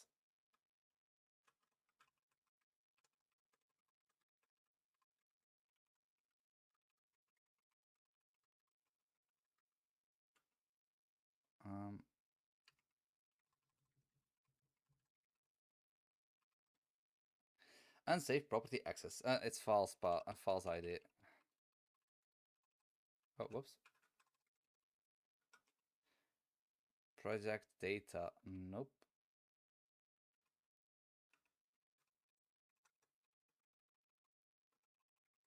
One hour and 450 warnings. At least it's not genuinely serious deadline. Luckily, but I still see it as a deadline because tomorrow I'll be too busy, like way too busy to do like get any work done, and I don't like. I want to finish this part already. I want to get the next alpha out. I want to get this working as like GoZen working as quickly as possible so I can start finally working on the games that I've been wanting to work on and working on the other stuff that I've been wanting to work on. Or maybe contribute more to Godot, the source codes. Yeah, I have so many other things I would like to do, but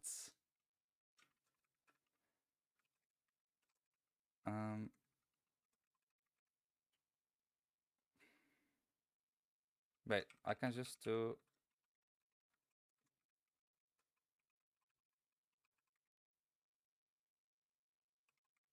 Okay. Um,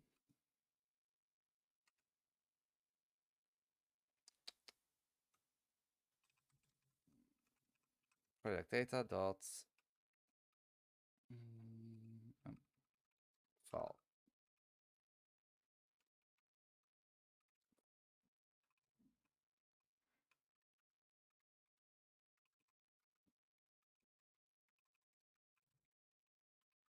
Why? Int okay.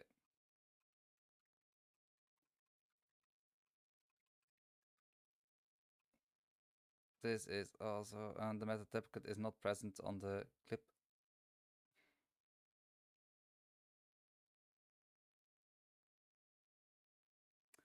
Hmm.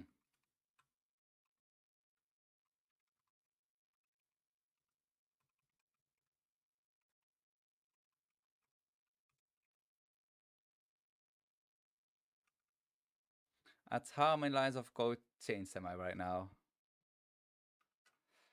Way too many. Uh,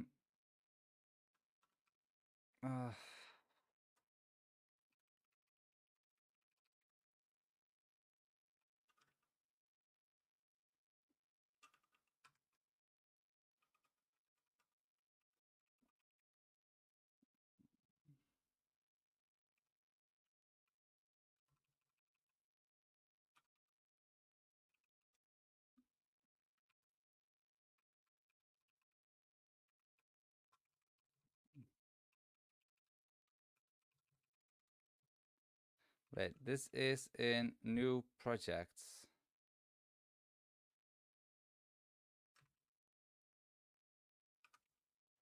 But I'm, on project ready. I don't need to call this manually.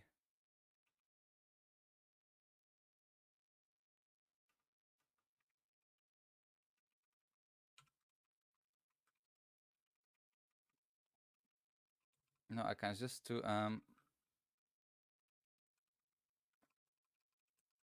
frame number should be equals to project.data.playhead position on startup, and this should be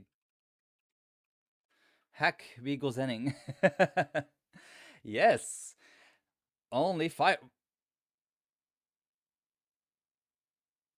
Eh? What the... Oh. For the people who just joined, we went from 440 warnings to 550.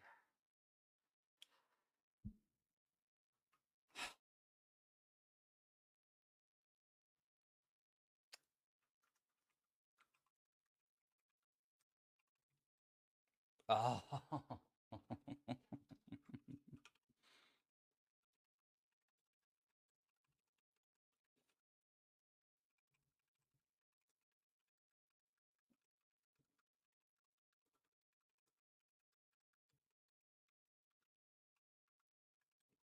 Answer is not yeah, 3. Okay, it becomes 3. Data dot clip ID dot. No, we should not do that. We do clips dot ID map. Yep. Clips, no, data clip track ID index, and this will become clip index to make it a little bit easier to see what's going on. This should be data, this should be data, this should be clip starts, and this will be clip duration. And we need to do that plus starts, because that's how we get our total amount of time. Yeah, that's probably fine. LMO, how are there more? I don't understand how there are more. 642. I think it's because I'm changing stuff in the scripts, and that's what's causing more. I cleaned up all my errors in 4.5 just in time to update to 4.6.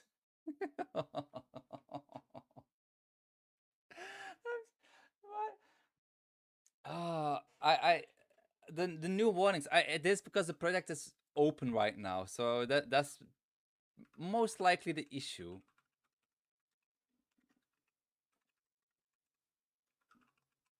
Oh, whoops. File ID. So, var clip index int equals project. I should actually start doing this. Project data.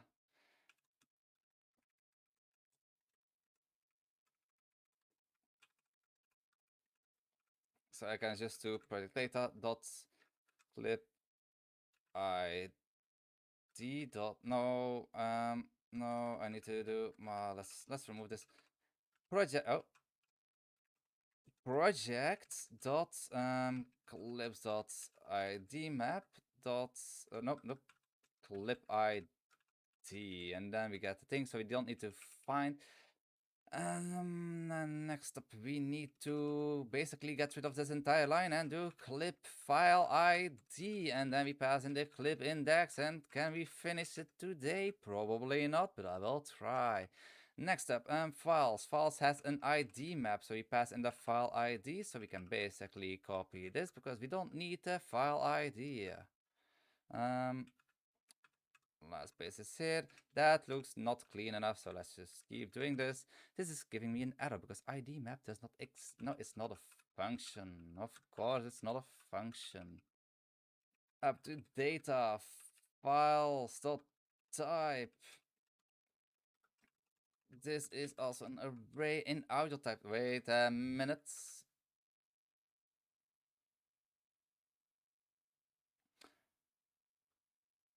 No, it's fine. It's fine. Okay. Next up, clips. ID map dot has clip ID. If you don't, then we continue. Then again, this should be clip ID. That should be clip start and clip ends. So clip end does not exist anymore. So we go over to data clip duration. We search for the index and we do plus starts. Oops. Clip starts. Holy shit, there's more. Now there's nothing like new warnings coming, so well, it is a lot. I basically I don't need to go through here. I should just open the next script in line, and voila, I have the stuff that I need to work on. This is clip and data. No, this will be clips ID map.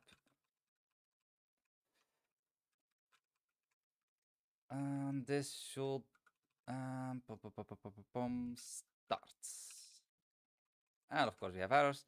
Local variable clip index is declared but never used.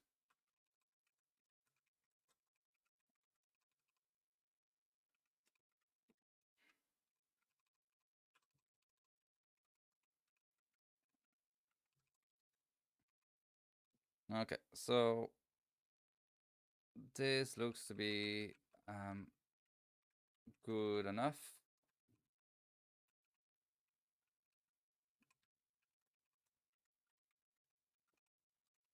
Next up, clip index, projects, clips, ID map.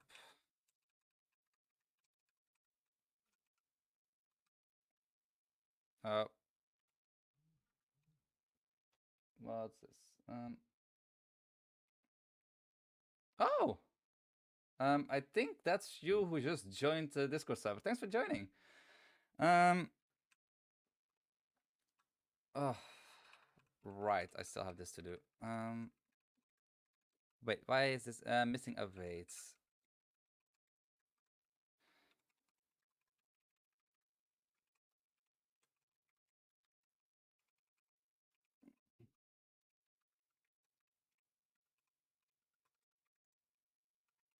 This update bar.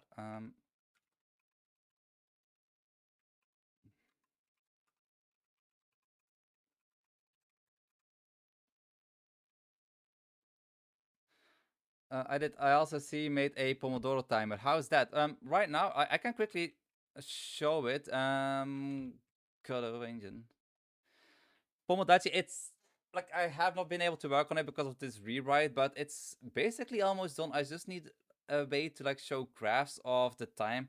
Basically, it's also going to track your progress of like how much you've been working, how much you've been doing other stuff, like reading books, by example. So if I don't have any activities, manage activities, I cannot add any activities yet. But basically, it's going to be a Pomodoro timer and a activity tracker to make certain that you don't spend too much time on certain things. Because I have this issue that I start working on GoZen, and then I lose my entire day working on GoZen, and I realize like, oh wait, I have not uploaded any videos in the last 2 weeks because of this program. I made I made one for a playdate a few years ago. I find the work for helpful. Yeah, I started to like I am using Pomodachi, not for streaming, of course, and it has been helping me to stay a little bit more on track of like doing other stuff as well. For example, I have some upcoming scripts coming out. One like for my Godot code snippets bundle. One of them is the translations. If I go inside of here, update localization. This is basically oh why is um I don't even think that works. Um, basically, if I go into my translation, there's this script update localization. If I right click this, I can run this and it will gather all the files in the system and add them to the localization stuff. So I can press this generate button because for some reason on the screen, you cannot select all your files at once. You can select multiple folders, but you have to go in each folder separately to add all the files, which I find extremely annoying. So I wrote this little quick script. I did not know that you can actually make functions that you can run like this from the file explorer in Godot. So this is a script that is going to have a video being made of soon, but I've been kind of busy. And sorry for distracting. Don't be sorry. I like this kind of distraction every now and then because else I keep working without really like stopping for a moment and thinking of like, oh wait, where was I? Okay, what was I doing? What still needs to happen? Because um, my mind tends to jump from part to part. Like I was working on another script a moment ago. Now I'm on this again.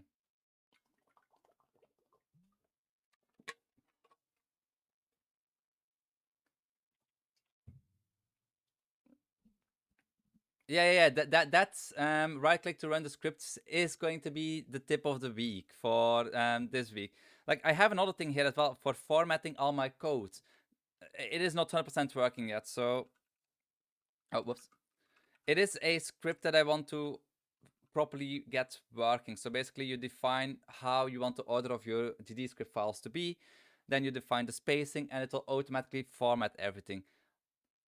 Yeah, I have a couple of good scripts and stuff coming up, but I've been waiting until I have the time after, well, this whole rewrite has been finished. Resize, unsafe property. Ah, okay, tracks. Okay, so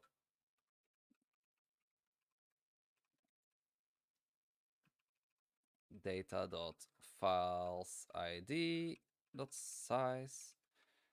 This is another awaits. Oh, by the way, thank you for watching Signal a minute.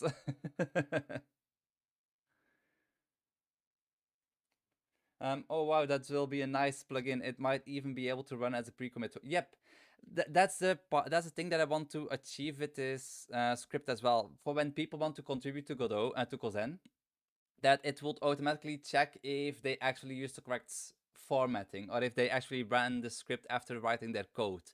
So all the code stays formatted in exactly the same way, so we don't have like strange parts of codes on random places in the project. So it is something that I really want to get working soon before GoZen becomes a little bit more popular and gets more contributors. We don't need this. Um, this can also go. I don't even need this one anymore, I think.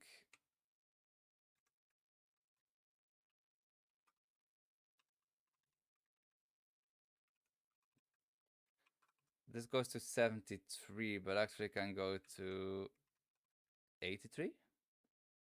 Wait, that will bring it to 90. So let's just do it to 85. Voila.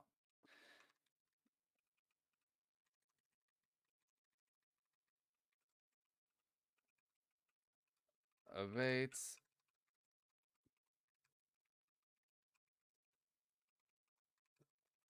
There's still open pop-ups in some places.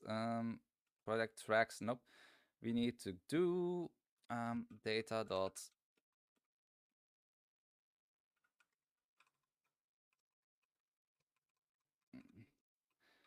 tracks is music.size. Oh, voila. That's the best way to know how many tracks there are, because we're not really saving any. That's another thing that I stopped doing. So if I go back into my project data, I used to save the data of the tracks and the data of the clips. Um, the problem is the tracks are containing the clips, so we had two sources of truth. And in programming, having multiple places that contain like the actual data is not a good thing.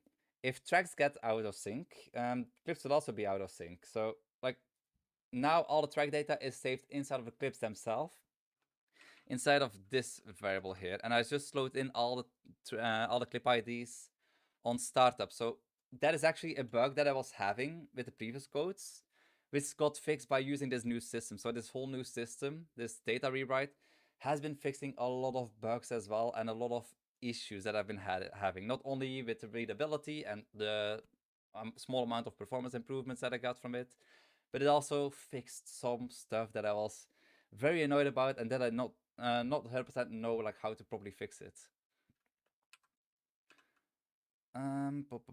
Get lasts.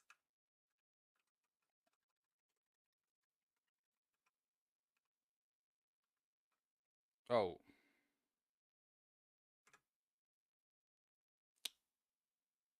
Hmm.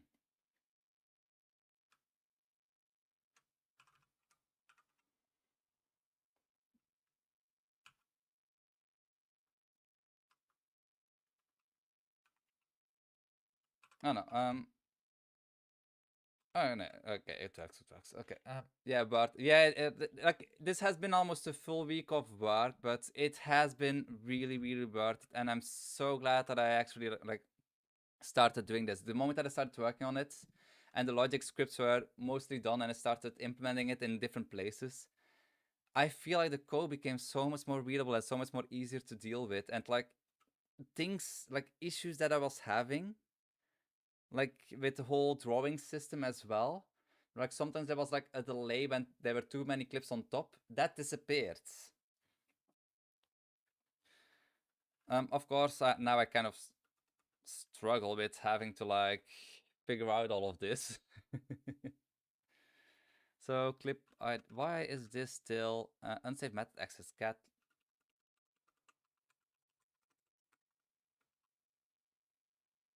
No, it should work.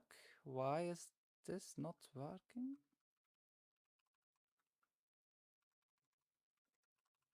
Oh, now it works.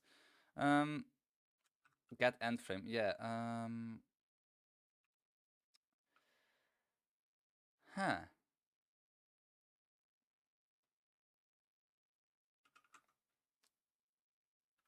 So that gives us the ID, not the. So of course, there's a lot of rewriting, but I can do this rewriting very easily. Like it's just a matter of time. It's not really like frustrations of like, oh, how do I do this? It's more of like, oh yeah, I just need to do this, this, this, and this. I have a much better understanding of how my code actually works and functions, making me able to like type things more smoothly, not having to like look in different places of the script the whole time to know how things work. It just works, and I know why it works, and I know how to make it work. So I have not really been struggling too much, only with like the amount of time that it takes, but so clip index, we just go into clips, ID map, clip ID, and then instead of here, no, we need to have the starts and the ends and the duration. And then instead of here, we just do clip start plus clip duration, data, clip duration, and of course this needs to be index.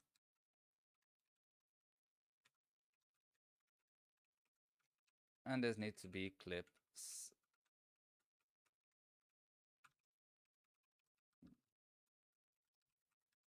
This needs to be data. And oh, we're done with the scripts. Yes. Next up. Next up. Let's see what breaks next. Oh, size not found in itself. Okay. This is clip logic, so that is project data. We need to get to the clip. Hmm.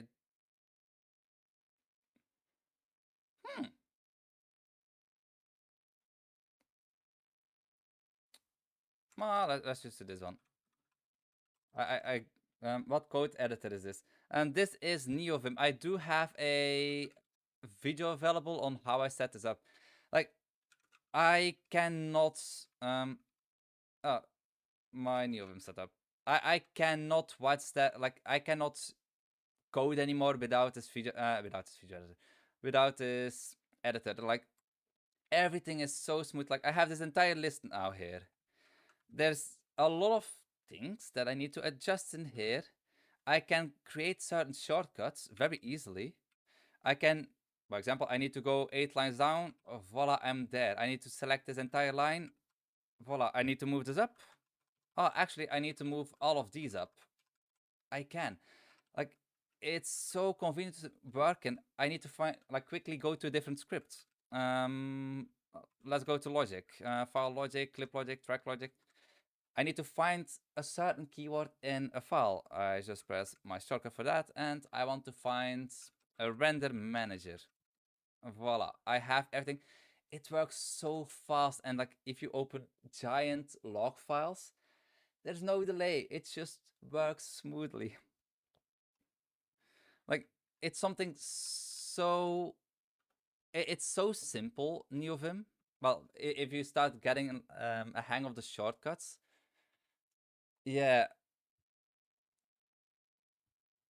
yeah, I use i3 because I only have one monitor. Like, well, for streaming, it's kind of annoying. I cannot always see like what's actually going on my screen. I do have, if I can show it, I have a numpad with like stickers on it. So this is my Stream Deck, and my custom-made Stream Deck. It's a numpad, and I rebind it to buttons. But I was always having issues with like, I come from Windows, like most people. On Windows, I hated that Windows were covering each other the whole time. So when I switched to Linux, I first used Linux Mint because I started traveling more and I got rid of my PC, got a low powered laptop, was too bad, like too bad to run Windows on, so I switched to Linux because of that. Not because of like freedom of software and open source stuff. Nope, because Windows was just too slow. Then I started using like going to different distros. Then I discovered i3, and then I was like, oh wait, there is a way to use my PC without Windows overlapping. And yeah, since that moment, I'm basically stuck to this. I cannot use a normal PC anymore. Like the laptop that we use for watching movies on the television, i3. I like keeping my hands on my keyboards when I'm working and when I'm typing. I recently switched to a mouse, to a trackball mouse, for the main reason that I was having pain in my arm. Apparently not RSI. Yeah. I was too stressed, for example. I was too stressed. So apparently, too much stress can make your body in pain. Yeah, depression. My primary monitor at work is a 4K TV. So Windows go wherever I want them. I probably try out i3 before Cosmic whenever I migrate to Linux. Do you have plans on switching to Linux? Also, this is my monitor that I do everything on. It's like, what was it again? I think it's 22-inch, 56 centimeters an inch. 56 to inch. Oh, stop it, your AI. 22 inch.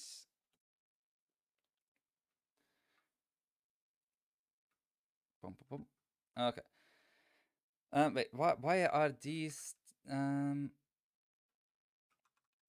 as int, as int, as int, as int, as int, as int, as clip effects. Wait, duration, is that a float? Nope. Yeah, my main dev computer is Windows 10 and I'm not updating. My home monitor is about that size. I I kind of like this size. It's big enough for me. And to have multiple monitors, I don't really need multiple monitors because of i3. If I need to go to my internet, voila. If I need to go to my coding again, voila. Godot, voila. I need to access my files, voila. I have my 5 tabs here on top and I can switch with one hand. Oh, whoops. I can switch with one hand. So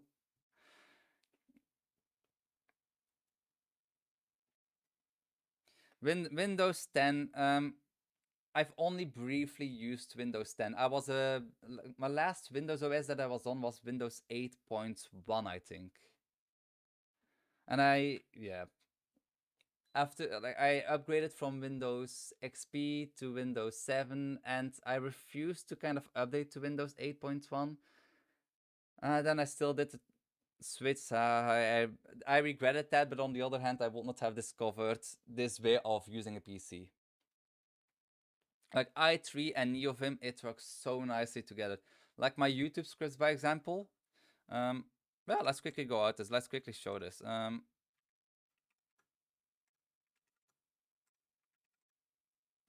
So I have this, Wisers. I have my GameDev channel that you're watching on right now. Foreign's Life, my kind of vlogs channel, and Foreign Sensei, the channel that I teach Japanese on. If I go to Foreign's GameDev channel, for example, this is how I do my YouTube scripting. So I have my signal emitted stuff, like kind of like I I have not kept that up to date. But if I want to create a new script, for example, I just copy new.md, or if it's a code snippet video, new news is for GoZen, no, for signal emitted, and then for the tutorial. So I copy this one and I put that into my progress because I want to work it on right now. Let's do blurry background dot, wait, am I showing my screen? Yes. Dot md. So let's quickly hide my screen because else you will see all the videos that I have planned. Voila, I have my title, temp, status, tutorial, tag, sponsored. I have everything like this and then my things that I should talk about. My air conditioning just went on and it's kind of noisy. Dang, the templates are a nice workflow. If I go into here, like this is my new, if I go into a little bit of behind the scene for signal emitter. This is my signal emitter templates. So I have my tags. I changed everything inside of here. My description I often just put here. I have my temp ID, but for signal emitter that does not really like matter too much. Like I have a template for that, and then this is basically how the flow goes of scripting a signal emitter video. I have my preview in this week, signal minutes, and then I do everything. I have my teleprompter on my camera.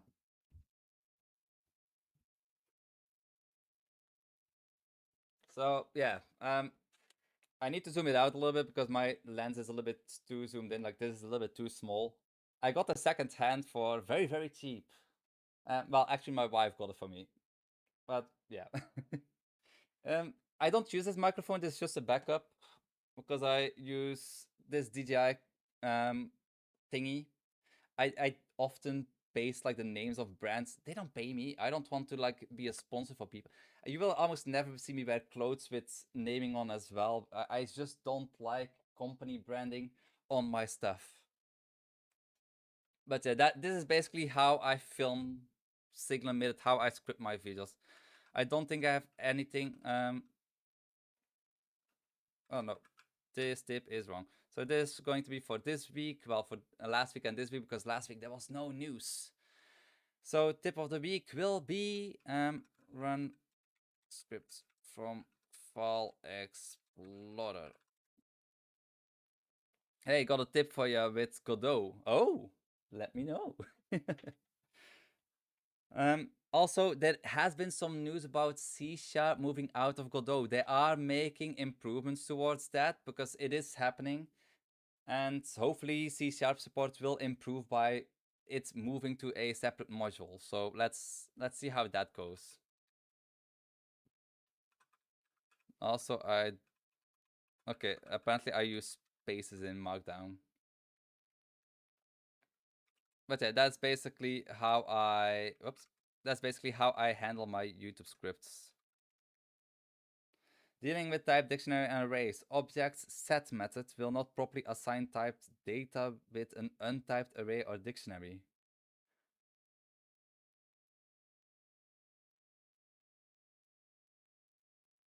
Oh,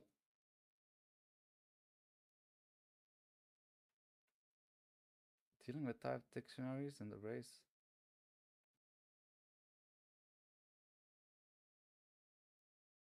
I'll have to look more into that one. I have not ran across that yet. Um, I prefer Windows 7, but so much doesn't work on it, from my knowledge at least. 10% nice work, really impressive organization. I've tried to be that organized, but I just can't. The thing about oh wait, no, it's over here. It's over here. So my organization, it's video scripts on my PC, and I only work on them whilst I'm on my PC. I don't try to work from my phone too much. And then I have this. I took it to my wife's mother's house. I have this thing to stay a little bit on track, but so far I'm not really on track. I have a video about this. It's basically a daily habit tracker, and to track my sleep because of my pain that I've had in my arm. I've been kind of trying to track my health a little bit.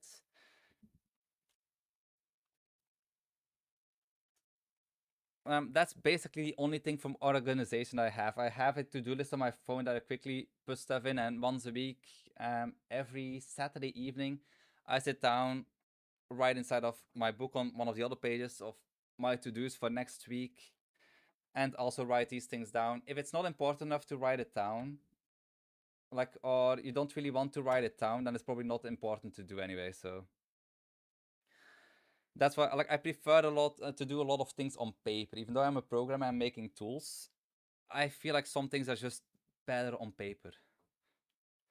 But you use objects.get prop name assigned to a variable. Use var assign. And use object set var, and it will apply the typing correctly.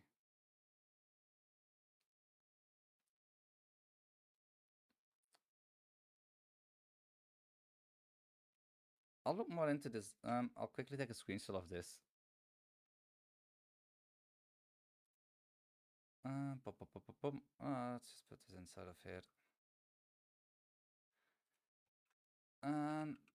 Also, if I want to go to different projects, by example, Ziglings, I can also do this. Like a lot of, like, most of the stuff I do is through the terminal, and it sounds very much like, oh, it's a Linux guy. It's just so much more comfortable than always having to grab to my mouse to like find where stuff is. I can find anything on my PC so easily because of the way that I set it up. So, for example, GoZen, I want to work on GDE GoZen. Voila, yeah, I don't want to be like that guy that uses Linux and does these kind of things, but it makes working so much more comfortable.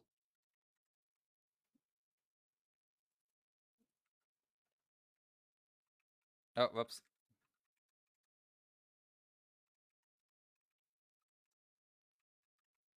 Okay, and pum, pum, pum, pum, pum. Why does Clip FX not have duplicates?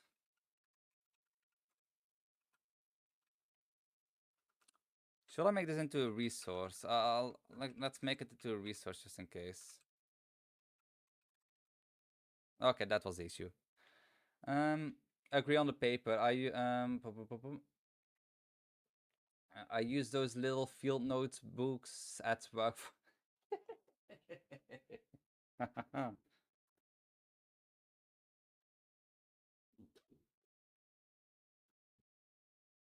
Oh, where is? Ah, I took it out. I normally have a. I normally have a notebook as well, but I think I took it out and yeah, I haven't put it back.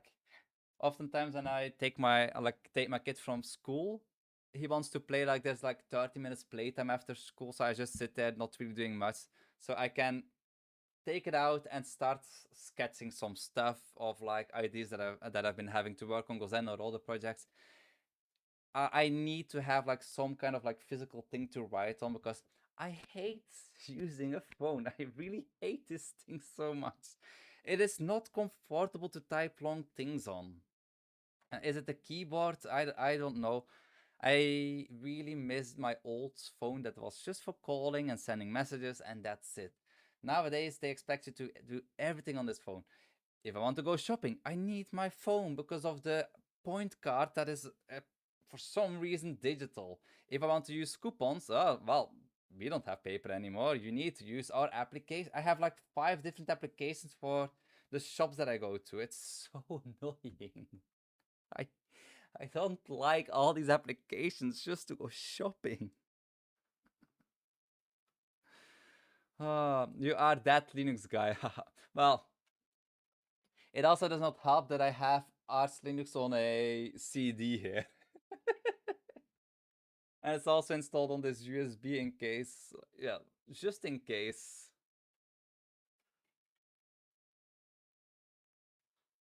Like, when I started with using Linux and started using Arch Linux, the installation was so troublesome, but because gave me like a blank canvas to install everything, like only the things that I want on it. I went through the pain and through the Arch Linux wiki to do this. But now with Arch install, everybody can do it without any trouble at all. Arch install, like the script that's on the installer now on the ISO, it's so helpful. It saves so much time.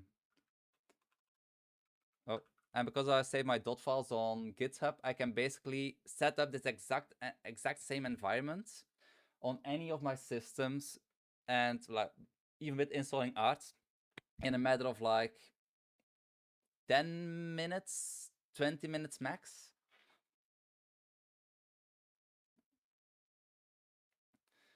It looks a lot better though, kind of how computers were meant to be before we got consumer-friendly GUI stuff. Yeah, GUI has its place, but I feel for a lot of people, doing things just from like a text-based perspective, it's a lot more convenience. But I can also understand that a lot of people don't want to use, I don't know, JKL, um, HJKL to like move around on the keyboards. I can understand that. Wait a minute. Okay,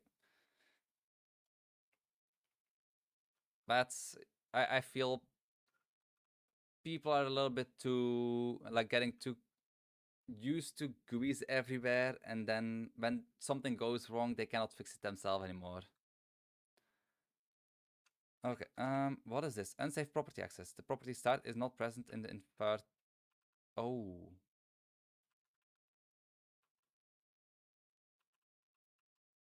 I think that is just frame number. Okay, so a lot of things will be broken in the next update. I cannot help it.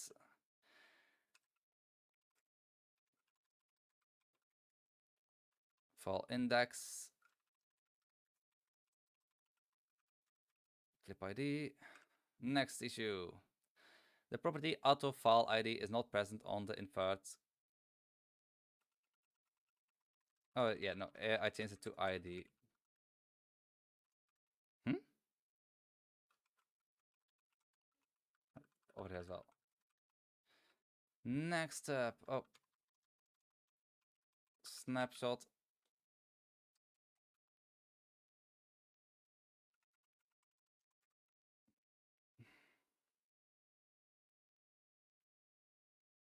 Oh.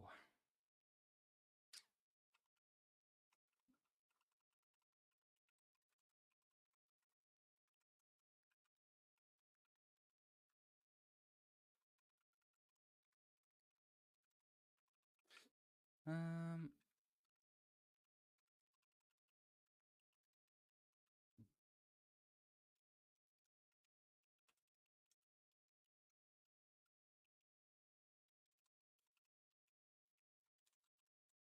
I think there's probably a better way of handling this, but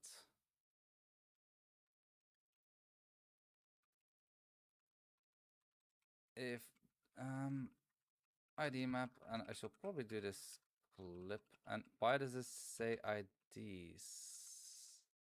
Oh,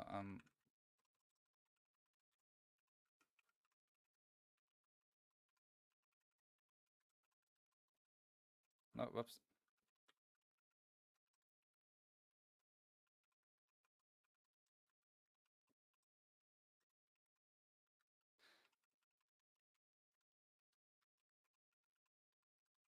Okay, so ID map dot has.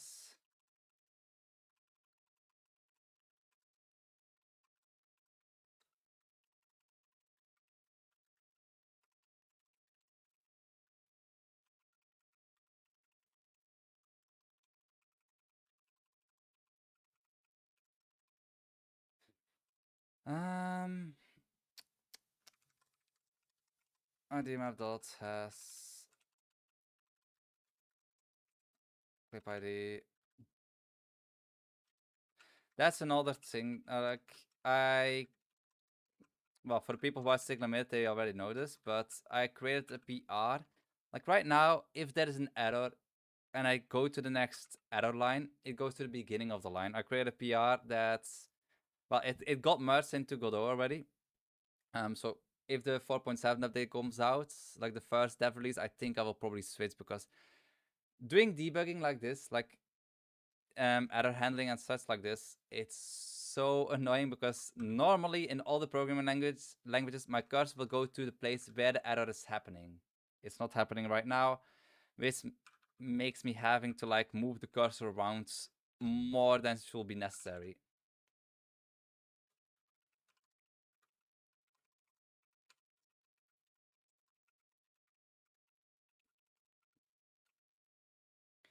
I also got a PR merge for 4.7 and it got rolled back 2 days. Which PR did you get merged and how? Why did it get rolled back?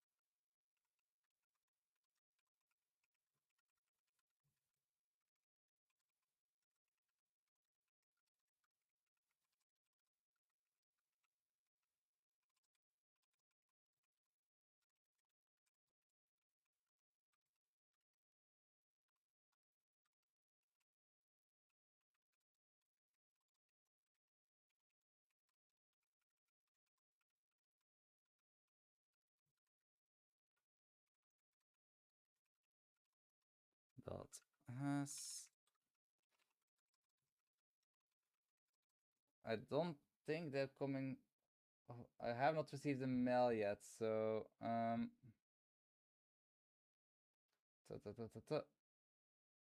have not received a message from my wife yet, so they're probably not coming home just yet. No, well, let's see. Um, I don't think I can finish this anymore. Like, if I start this now, how many error? Like, I cannot. I don't even get warnings. I just get errors now.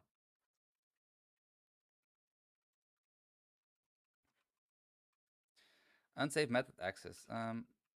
Oh.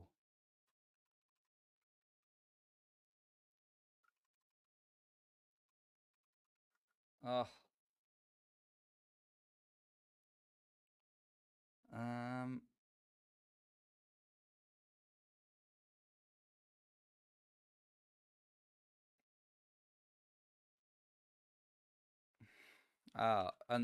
Unregistered clip.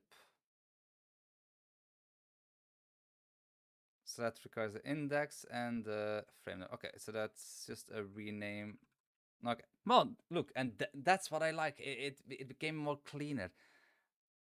Like I was able to adjust all the function naming as well. But there's a bug with using preloads with add-on based resource and outload scripts. I swapped the two init functions and it worked fine on my computer, but a few others couldn't open their project.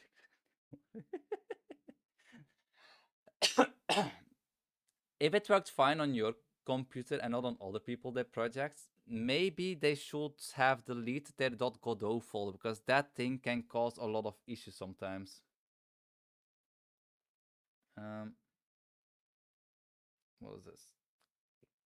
Like the .godot function has been.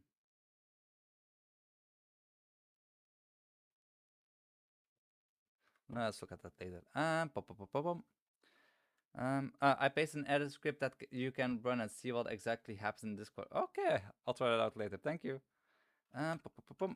This is also unregistered clip. No, whoops. Oh no, what's happening?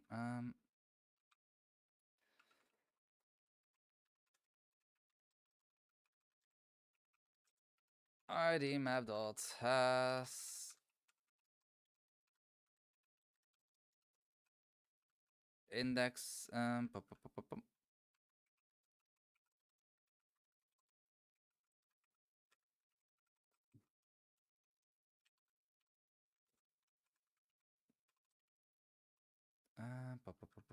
that is also project data dot file um, file files that the ID dot finds, and then we need to get the type project data dot file type, and we just pass in the file index. Yeah, voila. As file logic dot type. Next up, next issue has individual video. Project data dot in the clips individual video dot has ID, and that will be clip ID over here as well. And that script is done. Yay! Let's see if file logic has anything. Yes, it has an issue, of course. I ran across this when I was working with my SQLite ORM add-on. What's ORM? Um,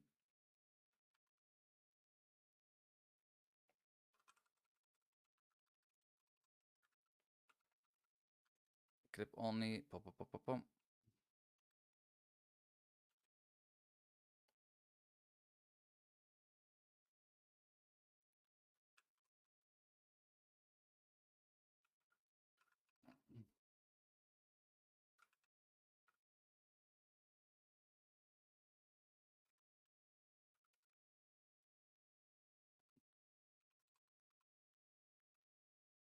Hmm.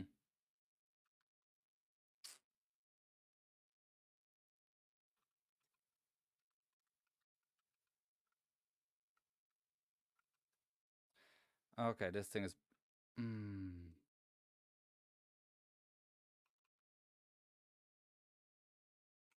yeah, let's just delete this one. Let's just delete that one.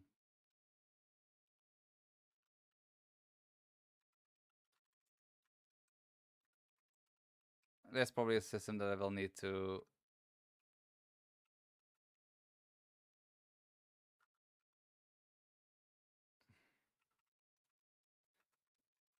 clip only. Let's just delete those lines because I don't think that system is implemented fully anyway right now.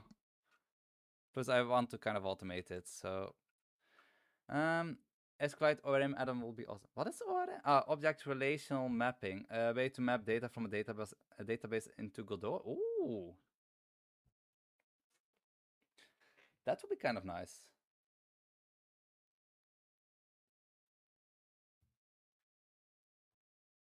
By the way, are you guys like working on like projects in teams? Like, it's something that I've been kind of thinking of. Like, what would Godot needs to be more accessible for teams to make it easier for teams to work together? I I was thinking of creating kind of like a set of tools to make it easy for teams to work on projects together, but I'm not 100% certain like what would actually be needed. I've only worked like tried to work in a team to work on a game a few times and it never really went anywhere. But I always hear people talk about Godot not having like all the tools necessary to like work in a team.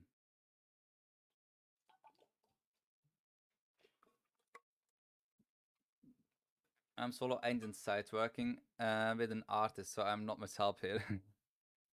I have a setup similar to EF Core. So I can define your data structures with Godot scripts and it will create tables for you. Will be kind of nice. Like SQLite is one of the first things that I learned when I was programming. I don't really remember why.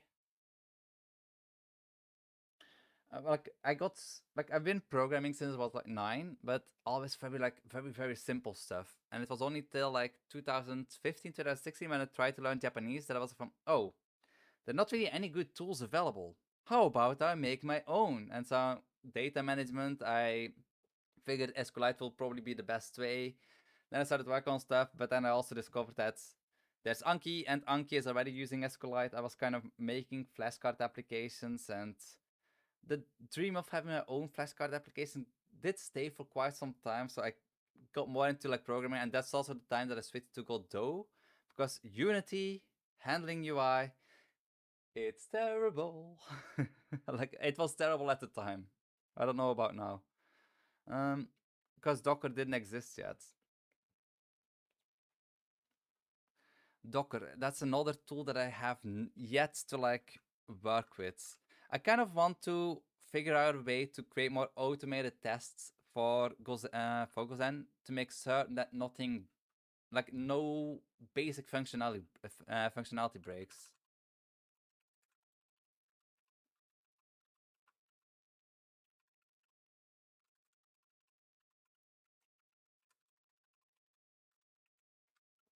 The doing automated testing for something like this, it feels so difficult because a video editor, it's a lot of visual stuff, and because headless mode cannot like process images, it gets kind of annoying.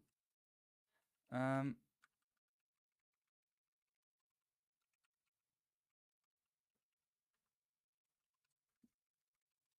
Wait, why actually do I need a bait everywhere?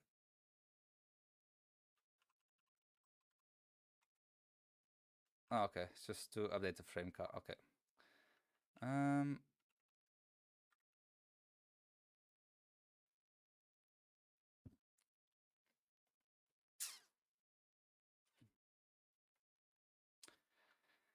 how would I do this?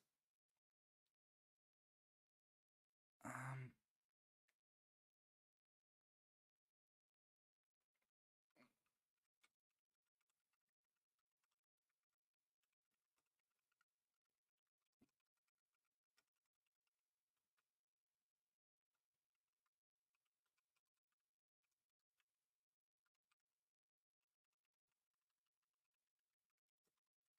Can I do this?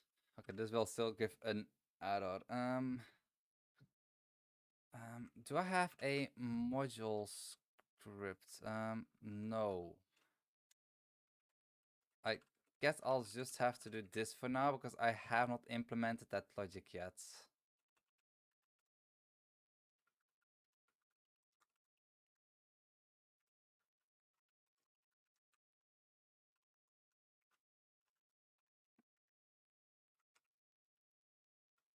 Oh,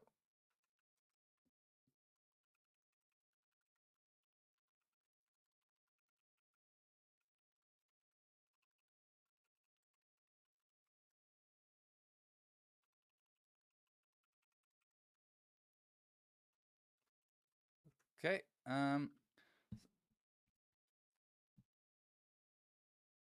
That was a reply to why to I don't know why I used SQLite. I still don't really know like what Docker like I know what Docker is, but I have not really seen any like use cases for me personally. Oh, yep, okay. I'll just copy and paste your thing here. Oh.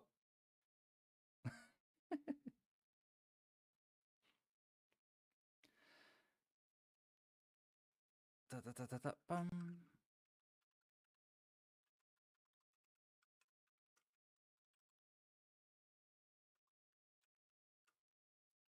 That's great. This.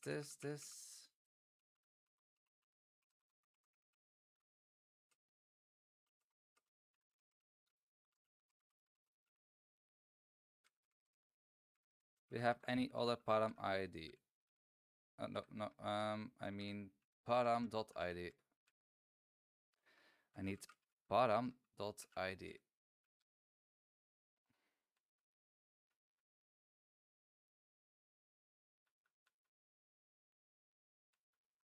Nope.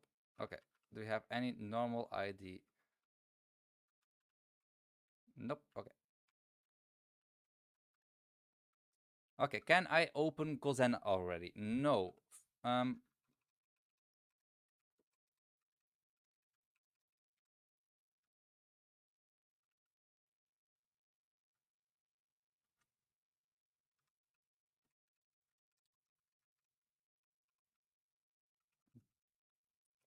Of course not. Pips dot ID map. Wait. No, I need data dot clip IDs.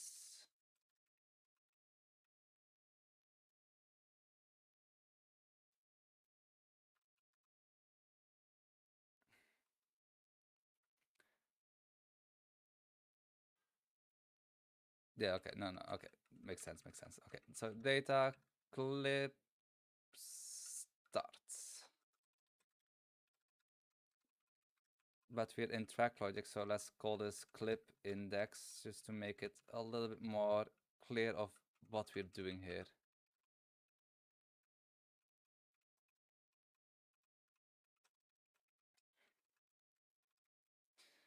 Okay.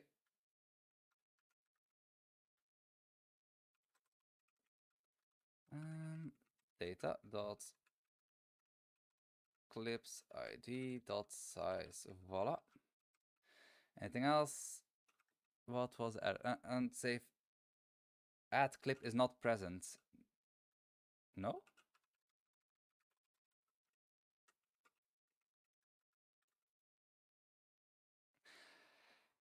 Add is not present in infer type clip logic. Oh no, we changed that. No.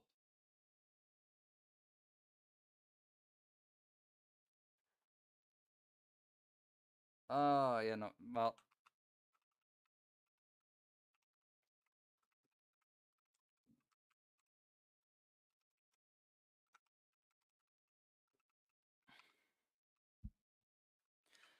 um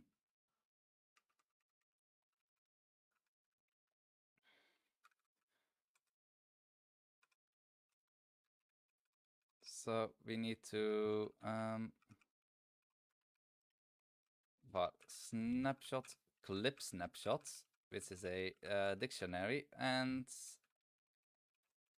project.clips.create. And we need the clip index.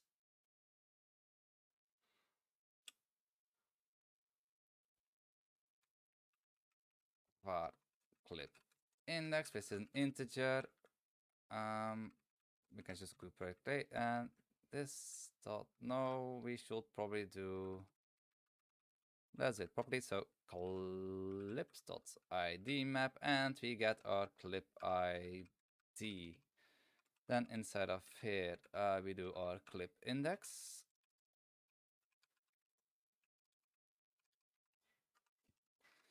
And it's not add, we do a restore clip from snapshots, because undo redo systems, they're so much fun to work with. It's so annoying to make these kind of things work with undo and redo.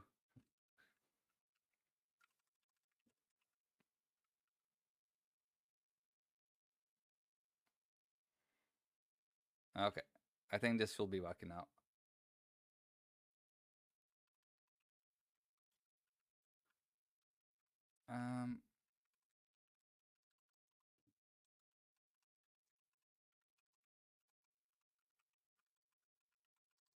I guess I can do this.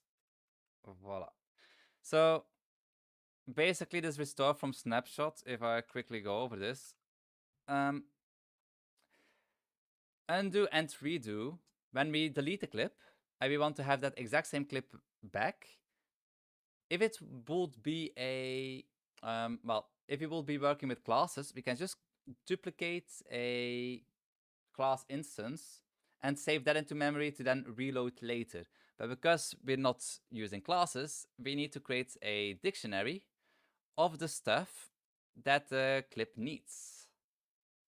So we pass that to restore clip, so there's no underscore add, like for delete we have underscore delete, for move we have underscore move, for add that is not possible.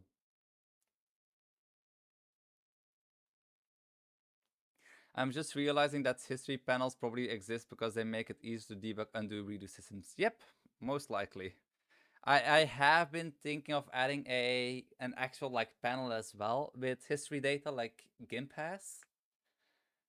But yeah, I have a lot of features still to add to GoZen, so yeah.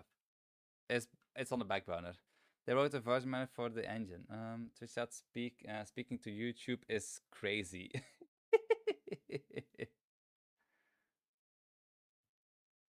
Huh? Is a Godot manager guy?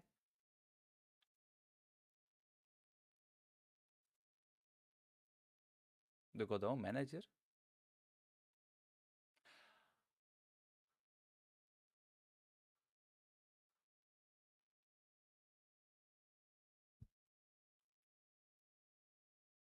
I actually had no idea.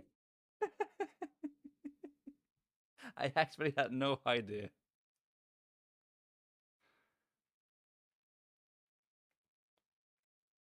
Last update 4 months ago, eh? Well, I guess if it's working, you don't really need to update it that much anymore. But what is up with, oh, whoopsie. What is up with the blurry icons? It's just a no. I I haven't want, like, especially with the amount of versions that I deal with every now and then, because of the signal mid episodes sometimes. I often want to work in other projects, in other versions, or in my own custom exported versions. I should really give this a try at some point.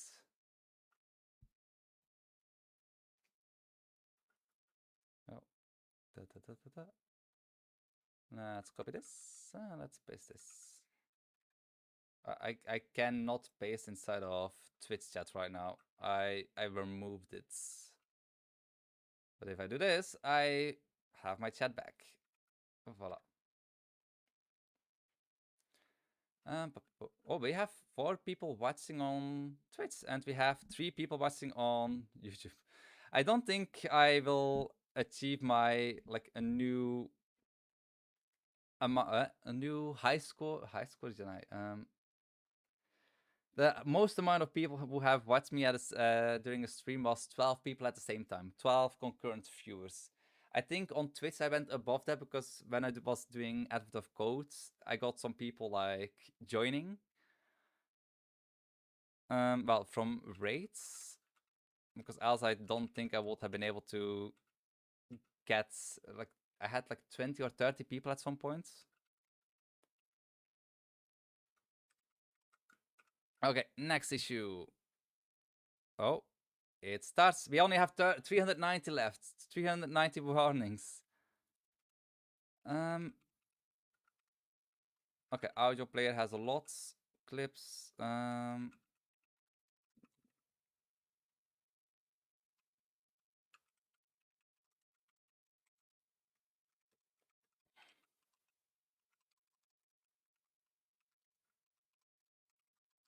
As it is.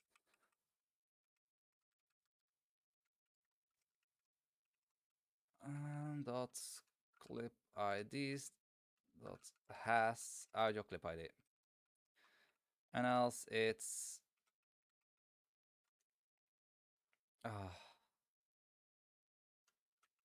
will I need to do this for everything? Yes.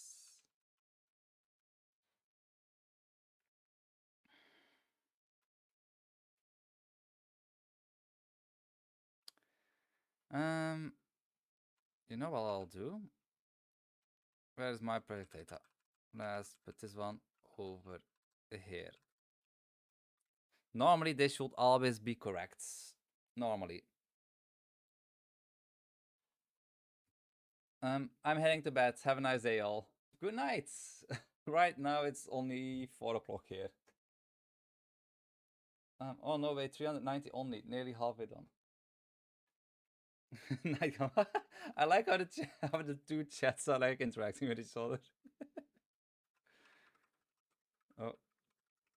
Okay, let's give this a push. Let's try to do this as quickly as possible. So,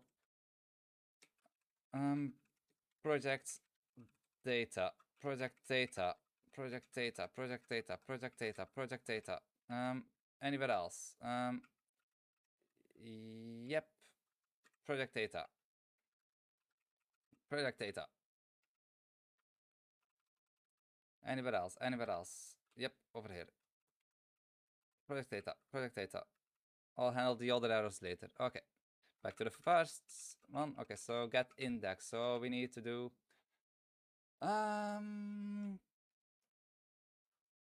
oh. I should actually do project dots clips dots ID map. Okay, but for this one, oops, clip effects.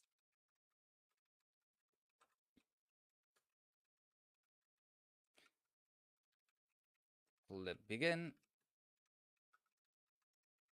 Clip duration. Clip starts.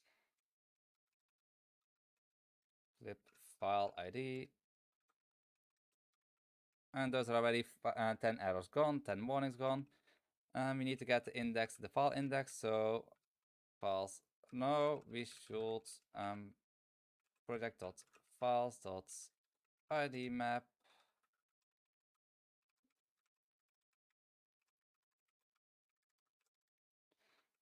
And data, we don't have data anymore. Which data do we need? For what do we need data? Project dots. Oh no.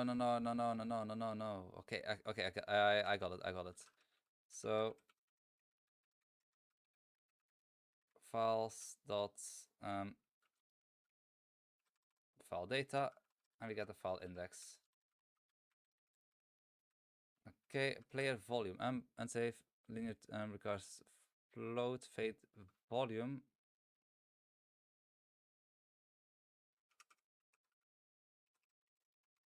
Okay, that was easy. Effects, array, effect audio, get effects. Nope, we do clip effects. Clip starts. And that one is on. Okay, next script. Next script. Param ID does not exist anymore.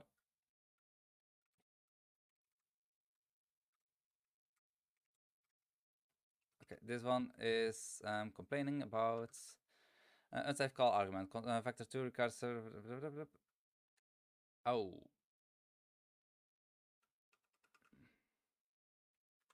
Hmm?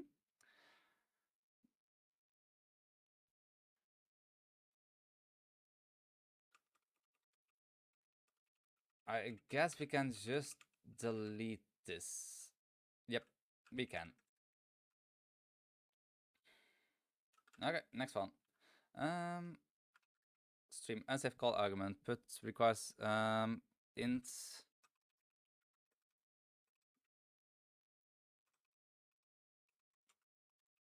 as floats as float as float as float as float as float.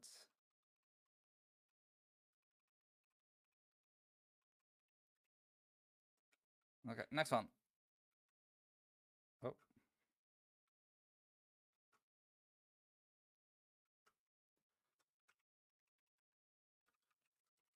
data. Oh, var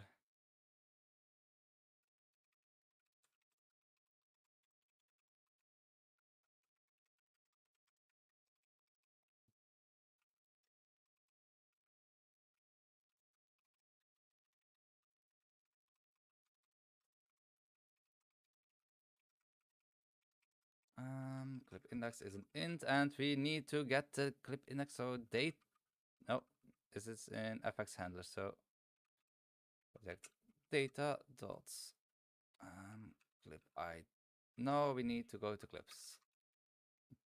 Clips.id map.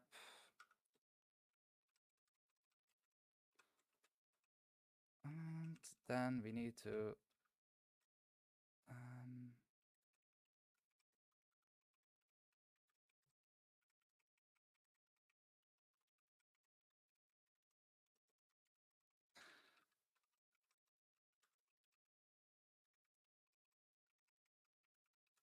clip effects.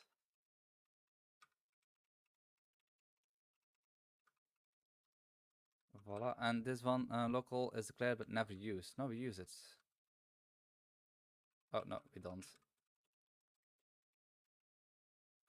Pum, pum, pum, pum.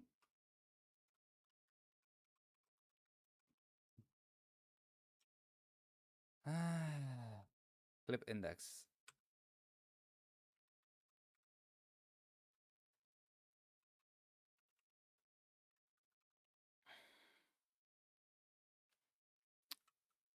Oh, the has.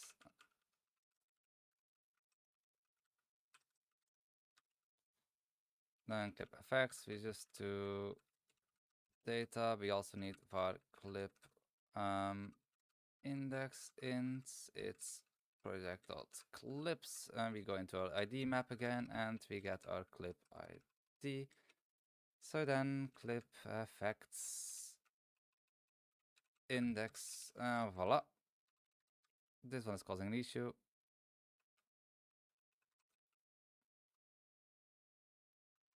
Oh, whoops.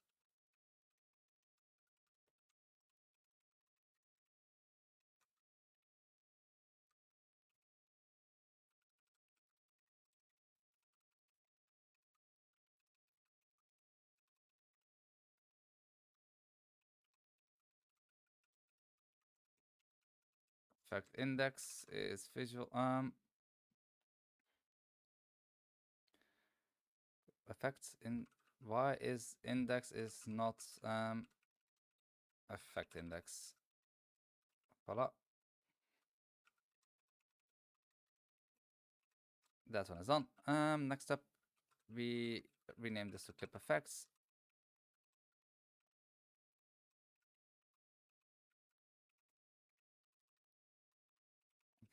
This will be effect index to make more sense.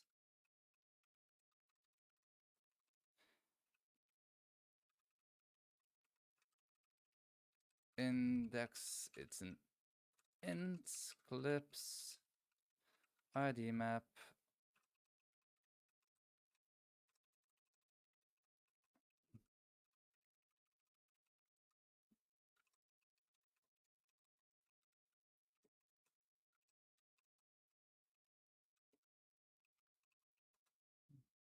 effects.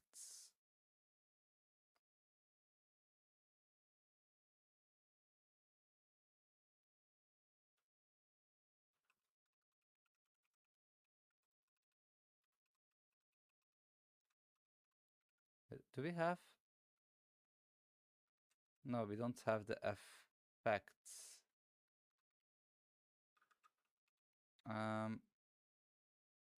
Oh, wait.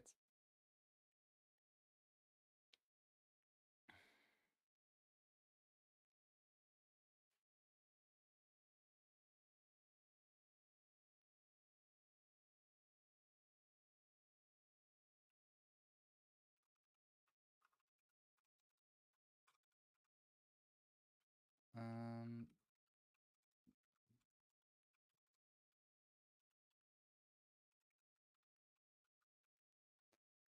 Clip effects. Oh, wait. How do I do this?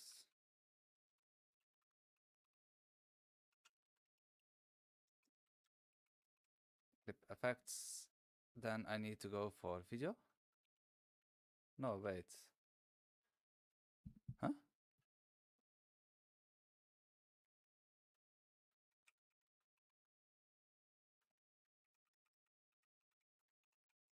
Ah,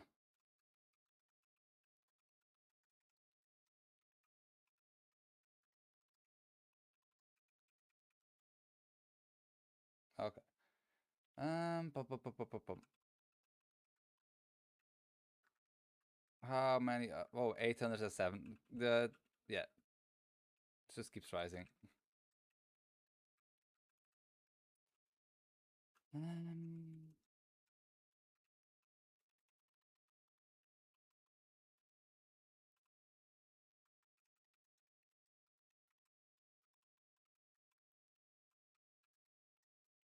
Data clip effects. I won't be able to finish this at all today.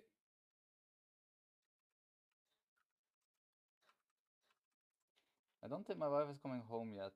Nope. What is she doing? She said that she would go, like, oh, she's probably still, I have more time. That's my support part.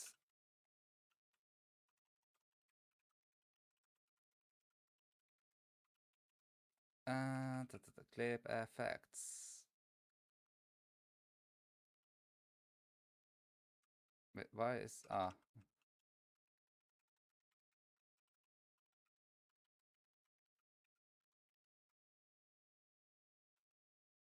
whoops. What is the issue here? Clip. Nope.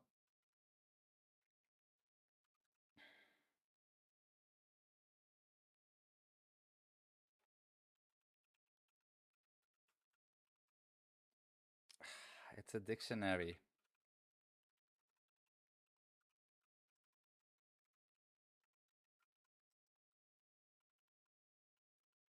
Wait, so over here I will probably have the exact same issue again.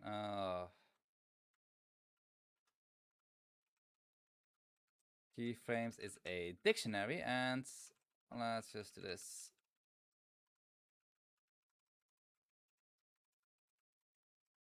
Okay, let's put this one here. So you're going script by script, removing the warnings now? Yeah. I don't know if there's like an easier way of doing this. It's a lot has to be rewritten, and it's a pain. Say now, but it has been this way for a while, I think. The issue is, it started with a rewrite. If it would have only been that rewrite, I could have probably finished in like 3 days. The issue is, if you have a brain like my brain, you start working, and then you're like, oh wait, I should, whilst I remind myself of this, I should quickly implement this little feature as well. Oh, whilst I'm at it, how about fixing that bug in the meantime? Oh, I'm working this part of the code anyway. How about I improve this part now? So yeah,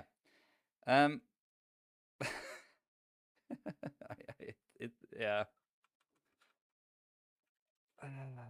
I that's why usually work with the Pomodoro timer that I made, because else I just spent way too much time doing, like, yeah, I'm making progress, but not on a part that I should make progress at that time. And 831, no, that's just, if I reset it, it will be a lower number again. Or it will crash. Um,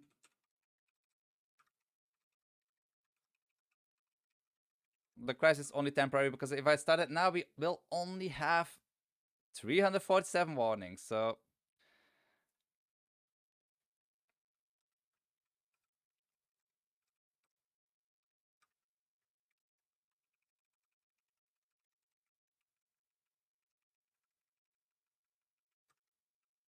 well, basically that this script is done. Yeah, no, no, no. Like, it will probably not take too long anymore. Like, a lot of these are just like, oh, you have to add a weight here, by example, or you have to get name what is nickname. So I just go data file nickname, and then I should get the file index. Oh, what is this function? Get file ID by ID. No. Okay, so most of the things are very easy fixes.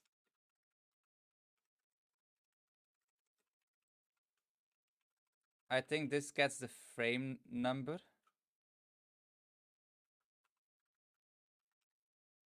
Oh, whoops. Oh, well, that's gone.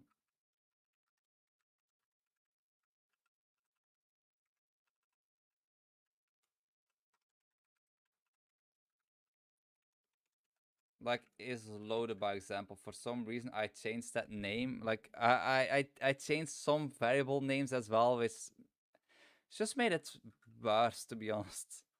And as input event mouse button, and this will be motion. Voila, and those are two warnings gone already. This create pop-up menu, because it's in the pop-up manager, I made it create menu show pop-up. Also, it just became show menu instead, because pop-up manager, you will probably do pop-up stuff instead of there. But this one, I think what I need to do is ID map. I get this ID. This is going to be the clip ID. Then I need to get the file ID. This is... Oh wait, I should...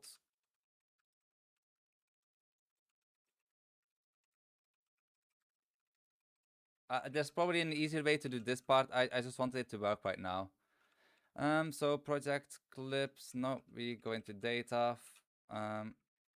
Clip file ID. Clip file ID and clip ID. Voila, this will be working. And get track site. That's track size. Like, a lot of it, it's not too difficult. Like, there are a couple of areas where there's like, oh, what do I do here? But most of it is, it's just adjusting the code for the new namings. Again, like here, data track is muted.size. Clips get index. We just do ID map instead. Like, oh.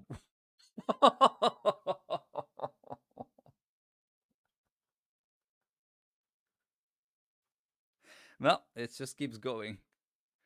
It's okay. After you finish all of the warnings, if you don't like the new names, you can always create another 600 warnings. Well, that's the thing. I do actually... I want to create the namings a little bit better, so I can, if needed, I can change them all out at once in the entire code base. For example, everything that I called clip ID right now, with a single click, well, with some typing, I can change it in all the files. Even if there are like 1000 files, it will everywhere be called the same. So, like, I can already do this in one script. So, for example, I want to change duration. I can just do blah blah blah, and it will change it everywhere.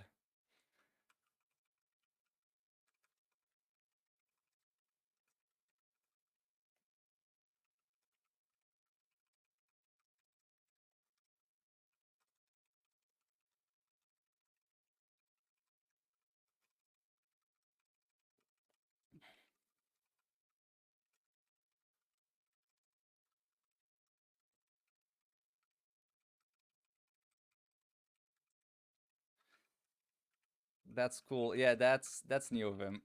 It is very time saving.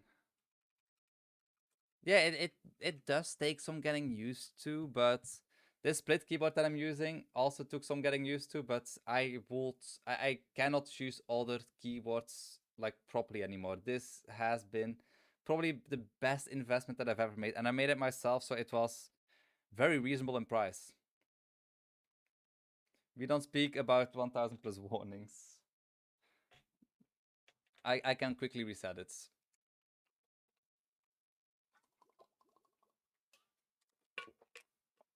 Voila, we only have 328 left.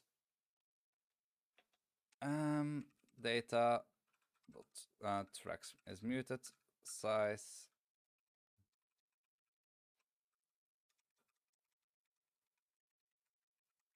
ID map. Oh, um, do I still have is visual? Nope. I deleted that because I thought I would not need it. Um, oh,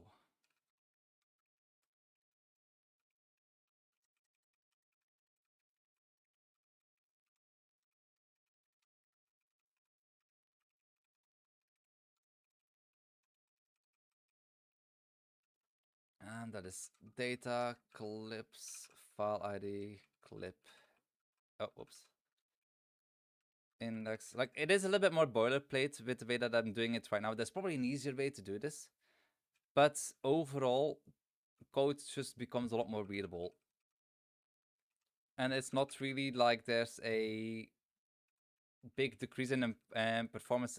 The opposite is true. Like performance is better by doing it like this for some reason. Okay, project dot um, data dot file type. Like I can probably save the type inside of the clip as well. That will save at least like 2 lines. File index. And then if clips, no. If file type in editor, oh, core dot visual types.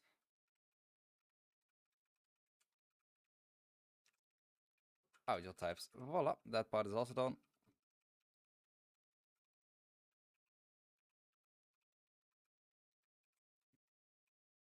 Oh. Oh. We need the clips duration.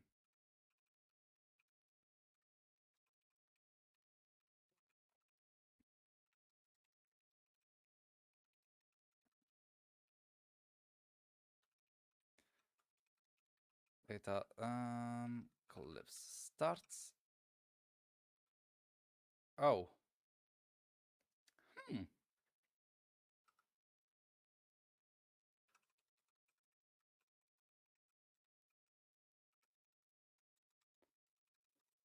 I will have to change this.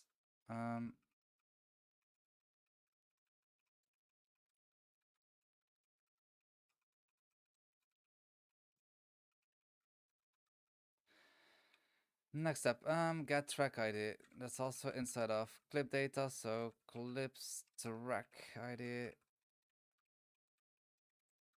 Voila, next up, get effects.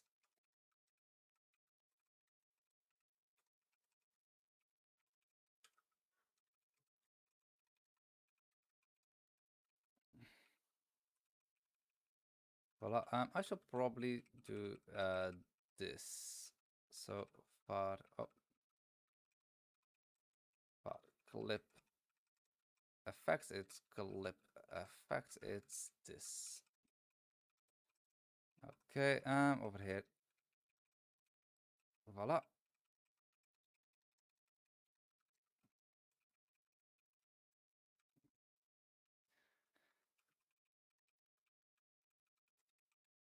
Data, and we go over to tracks is muted. Voila.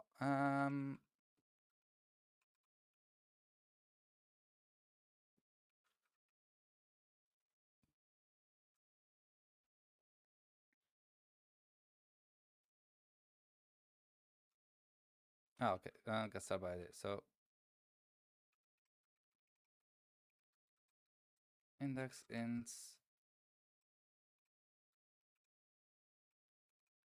ID map clicked clip.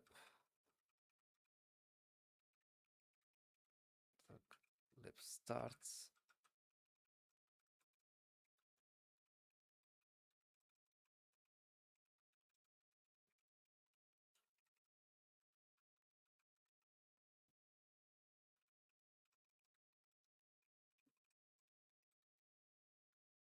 Um,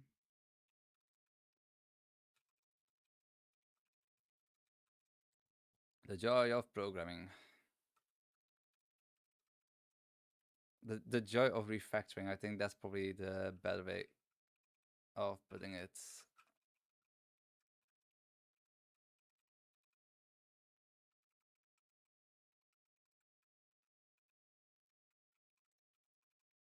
After stream, I'm gonna get to work on finishing my game pause menu. I'm excited to find GameDev really fun. I find programming in general really fun. I really want to get started with making some games at some point. Like I have a book of ideas already, and I cannot really work on anything. Well, once I move houses, like we're going to move in a house soon, so I'll have my own little office. I'll be able to have a little bit more of concentrated working time, hopefully. Um, I'm still a stay-at-home dad, so it's still my responsibility to take care of the kids. But when my kids are at home, when my wife is at home, I will normally be able to get work done because right now the living room is right behind me. I always have all the noise and all the stuff that comes with it. But track ID, clip track. It was a no. What game are you working on?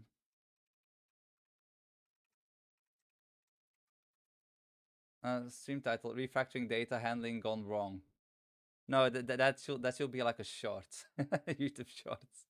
I want to get more into making shorts as well of the streams, but oftentimes there's way too much data to go through, and I have so many other video ideas. So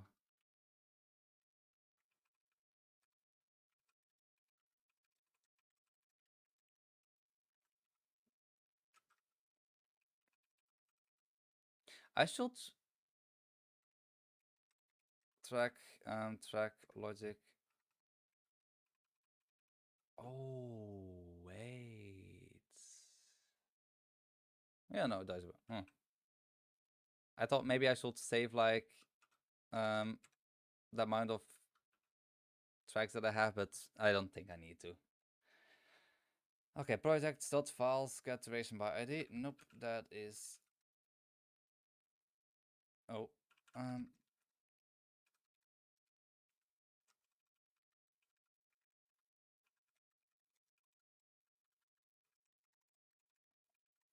index int equals projects.files. I think my wife is going to go home soon.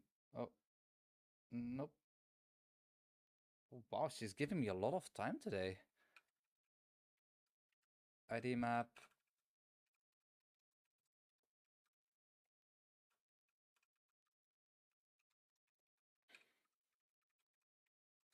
I should have turned on those warnings to begin with.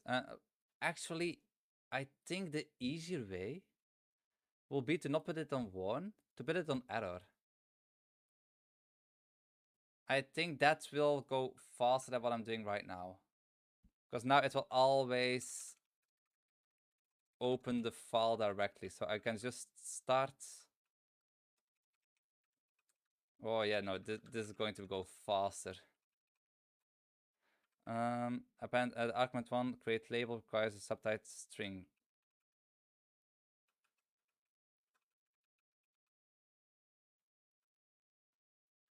Marker text. Oh. Back string array. Voila, problem solved. As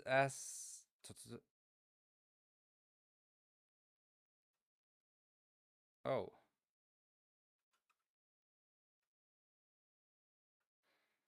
Var event key input event key equals events. Voila, that's also solved. Oh, let's do it like this. Next up. Okay, check valid. Normally, oh.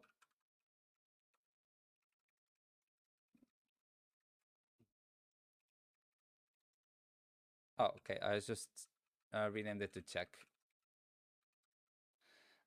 Static code on instance. Okay, so file logic.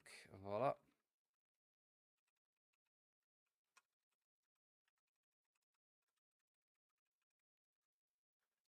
Okay, voila. That is also done. Up to the next one. Okay, I'm flying right now. I'm flying. Data dot. Next up, clips get type by ID. So var well, ID. Oh, I need track ID first. Track index. Clip index.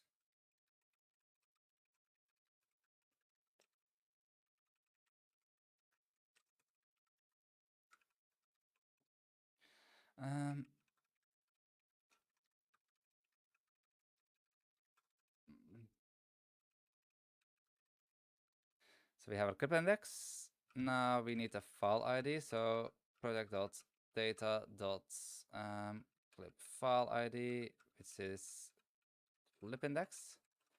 I have a, my brother made a turn-based dungeon crawler board game out of paper. Oh, we've decided to turn it into a PC game with Godot. I have experience coding with Godot, so that part's going really quickly. But I also have to do the art, which is really slowing me down. That is basically my biggest issue that I have whenever I try to work on a game. I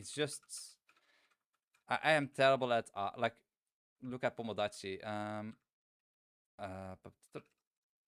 Like, look at the icon for Pomodachi. Like, this is what I came up with. Yeah. I think that's always like the biggest struggle of programmers. Well, of game developers.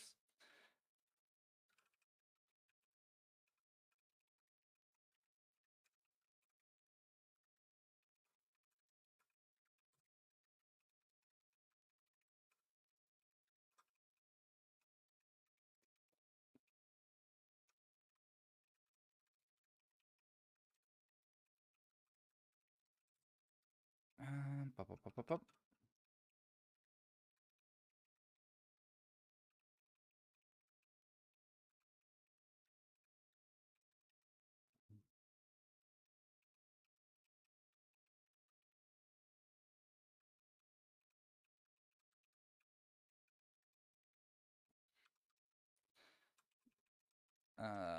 Data pumpkin Godot. It's not a pumpkin, it's tomato. It's a tomato.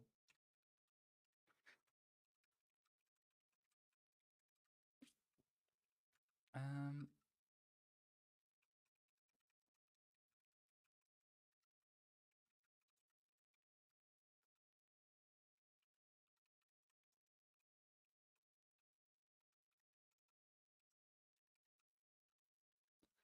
Clip index. We go into data dot clips starts, and that should probably be that. Okay. And that's another thing done. Random manager done. Let's quickly save already what I got, just in case. Boom, boom, boom, boom. How many lines of code have I changed already? Wow, I'm almost at the 4,000s. Put the project clips. No, data. Clip file ID. And then ID map. That gives the index. Data clip starts.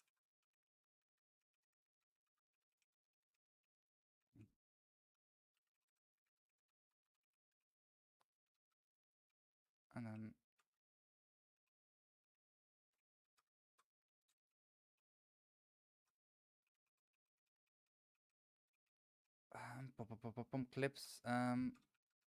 No. Data. Clip effects. Clip index. Do I also? No, that's only for this one. Okay, next one.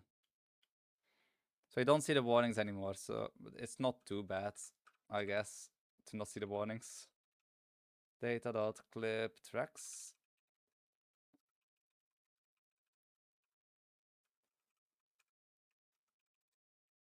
This is also data.clip starts.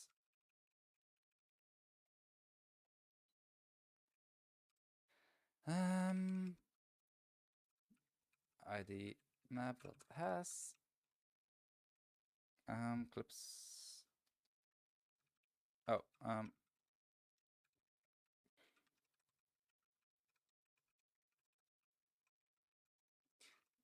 project.data.clip start clip index.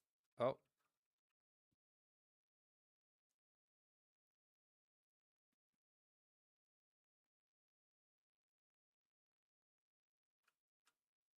okay.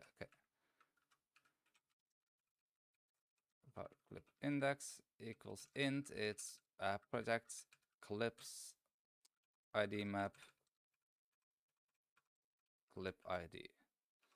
So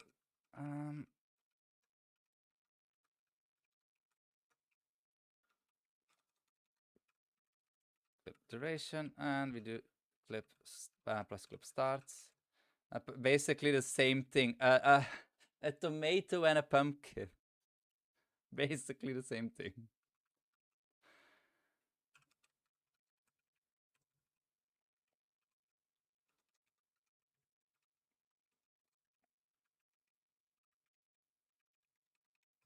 Index. Oh, oops. Project dot clips dot ID map.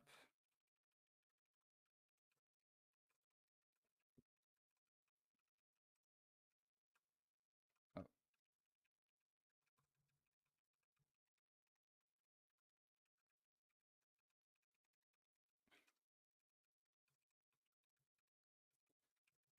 Okay, and there's also just clip. Where's ends? Oh, this isn't track logic. Oh. Oh.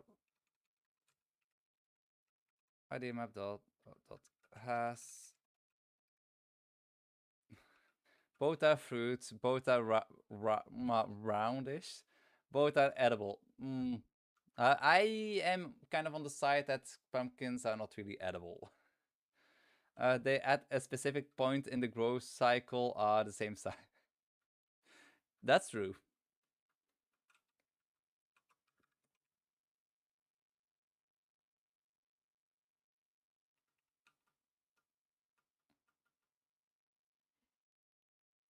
Okay, that's clip start plus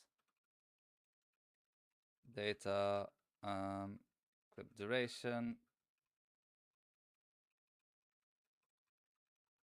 index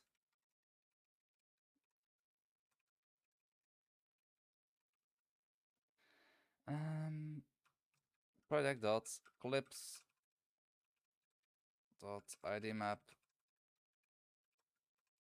clip ID. Pumpkin soup is very real and also yeah, pumpkin soup, yes. But to eat pumpkin like roasted or like cooked like normal, no. For me, pumpkin it tastes nice, but it needs to be mixed in soup.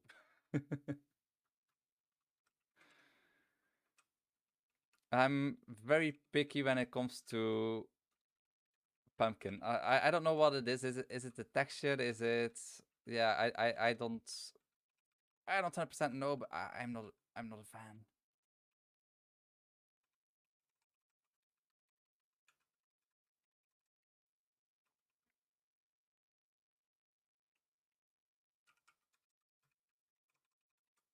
Clip. And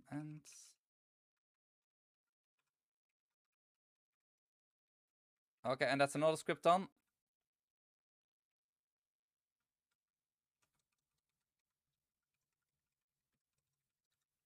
clip effects. Index int equals project dot clips dot ID map clip ID data dot clip effects. Oh, what is this? Index effects.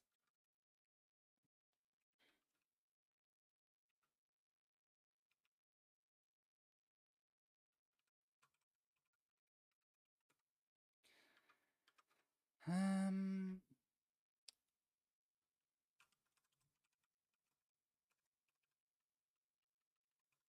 as callable, I guess. Voila, problem solved.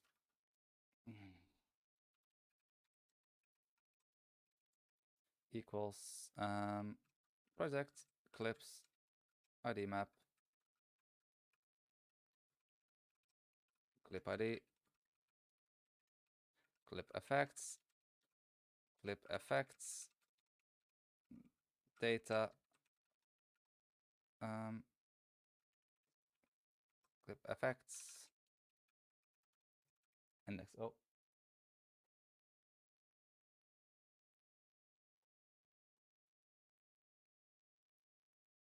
I think my wife got home. Maybe not. Let's see. It's like a race against the clock for me right now. Yeah, tomatoes can also be made into soup. More similar. Tomato. Yeah. Tomato soup. Yeah, but here in Japan, I don't know from what country you are or if that's normal for in your country, but here in Japan, they drink tomato juice, tomato juice. Like that is not a real drink. Why would you drink pasta sauce? I don't understand it.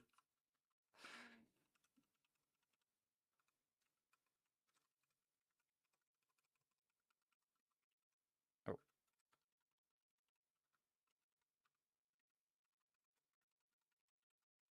yeah, that's the thing. Yeah. Hmm.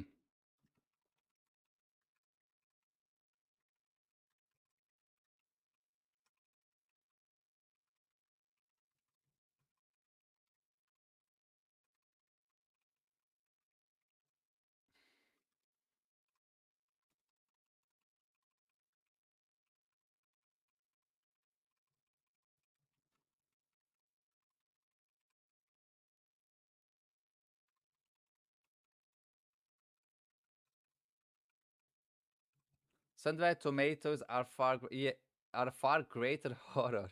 Sun-dried tomato. I have not tasted that yet, but why would you want to turn tomatoes into grapes? Like most people already don't really like grapes. Like why make tomatoes into grapes?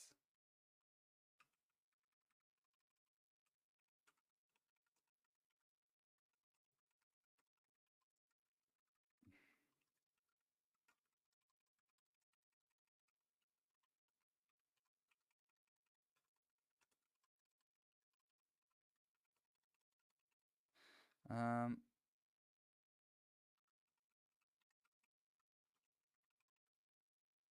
Oh,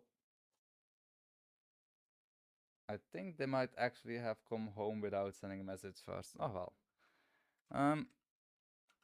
I've been able to get a lot of work done already today. I'm kind of happy with my progress so far. I wanted to finish completely today, but it's kind of unrealistic at this point. Um, on the other side, on the other hand, this is a lot of just copy pasting.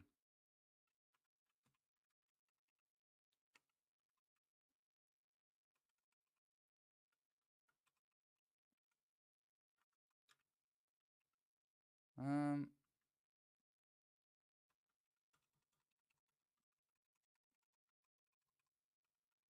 I guess. Oh, whoops. I normally uh, dictionaries are passed by reference, right? In Godot. They are passed by reference, right? Um,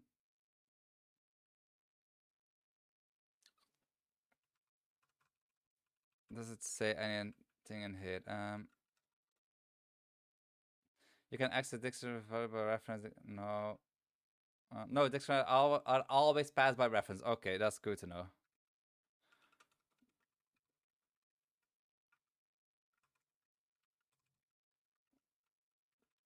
Again, the clip effects that I need. Okay, so it's going faster. I'm starting to get my flow into this.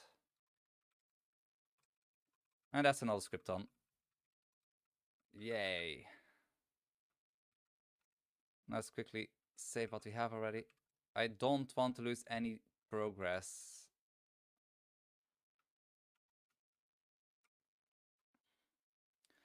Oh.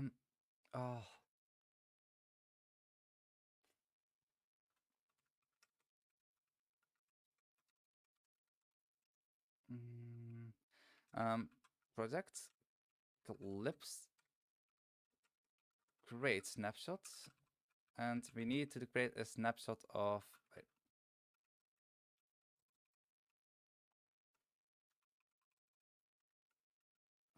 Clip index.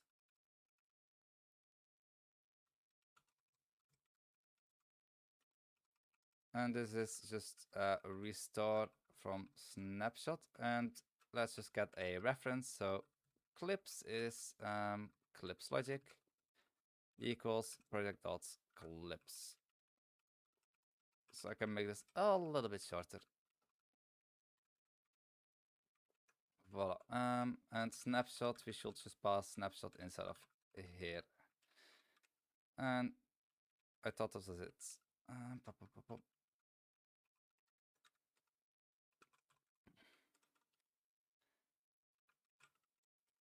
Data index data dot folders index.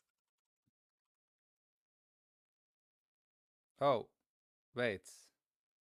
Huh? Oh, oops.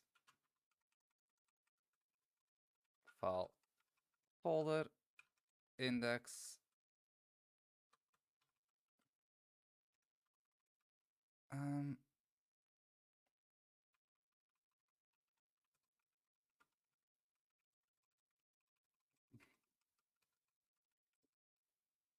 there's file index. Oh, oops. Folder index.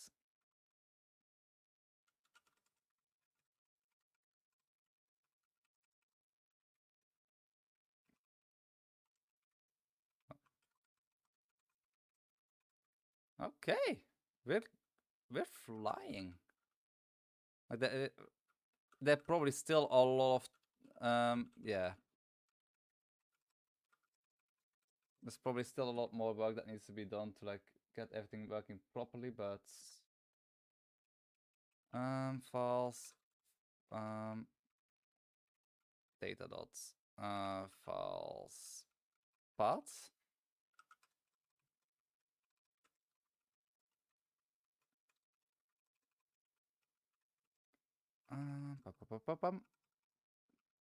Okay, so files, file data, and we do file index. And normally that should be an image data thing. Get image is not present in the invert type.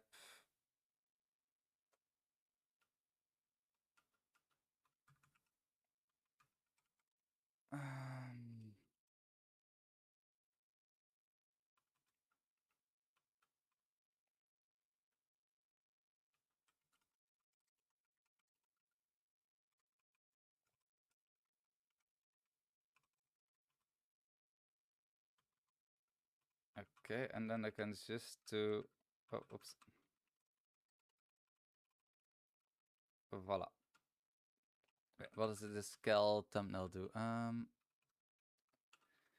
Image equals, and then we just return image. Voila. Okay. That does the trick. File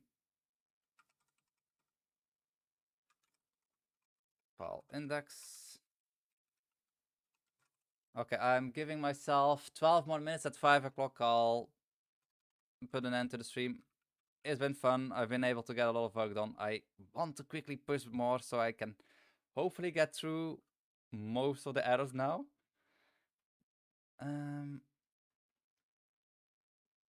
We need the project, files, ID map, file ID, and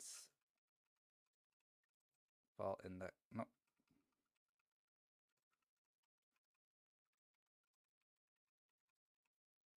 Files type.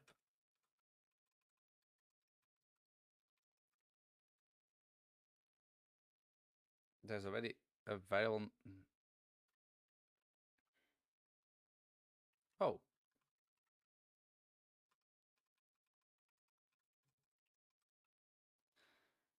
And another one.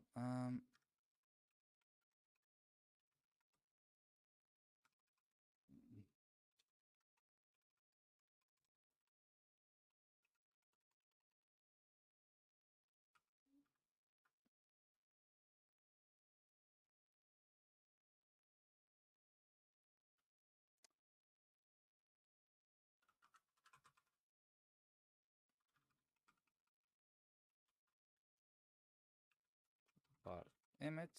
It's a. Oh. Image is sex gets image.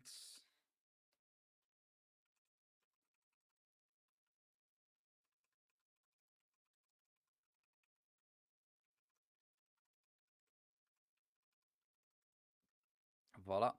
Index. File index. File path. File type.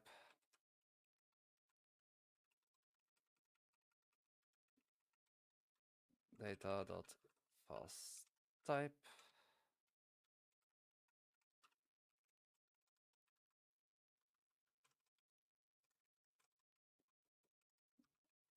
Data files path. Oh.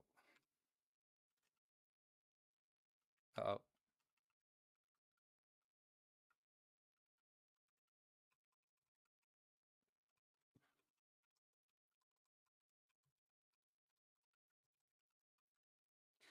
Block of variable file path is never used. Oh.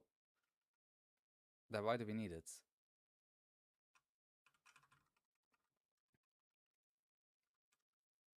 Could not find. Oh.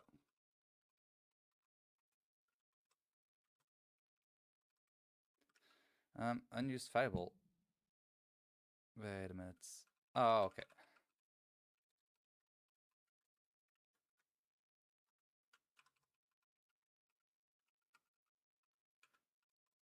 File data is file index.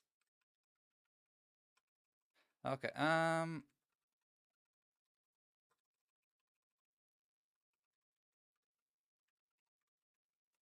Okay, I do one more script and then I think I'll put an end to the stream. Okay, so that proxy handler, it is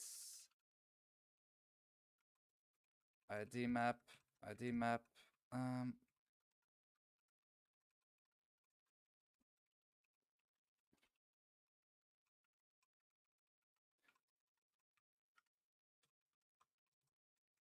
Okay, data files type.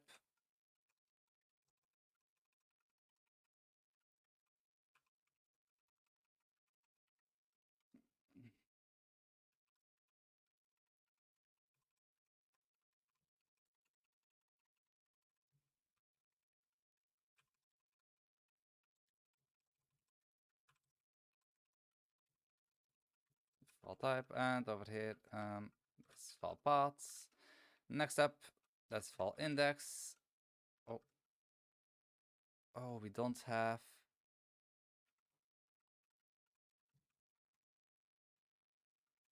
I thought I had a function to set the proxy.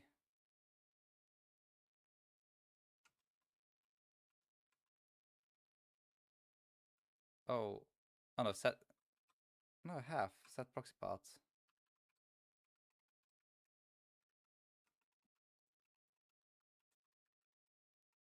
ID map.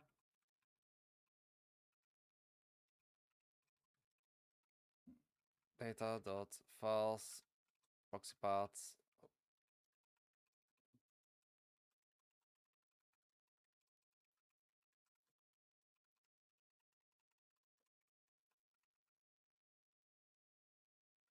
Um,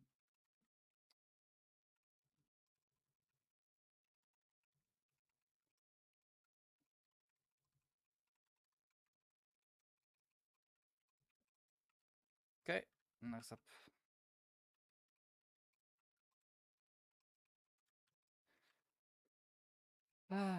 Almost done, almost done.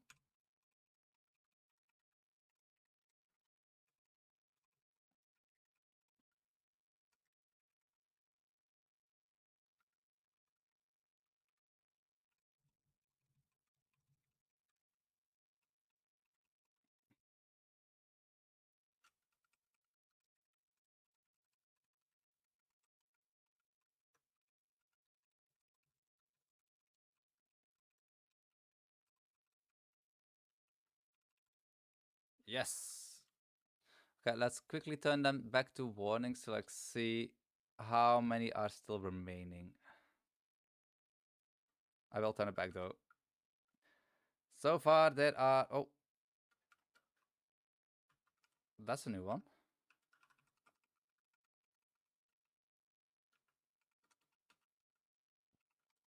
Data dot.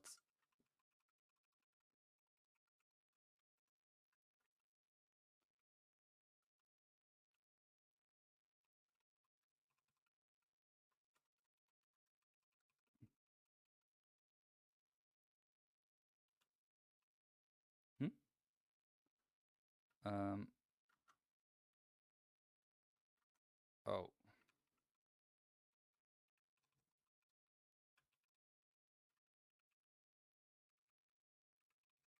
what is this? Um, track logic.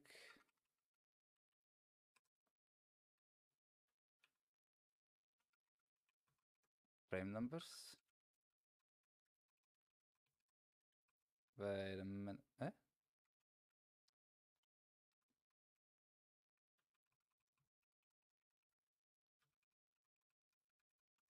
Oh.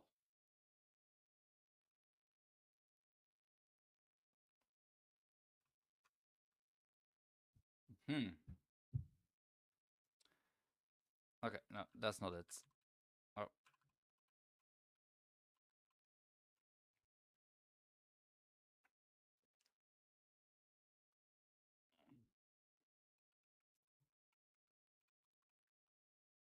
Um,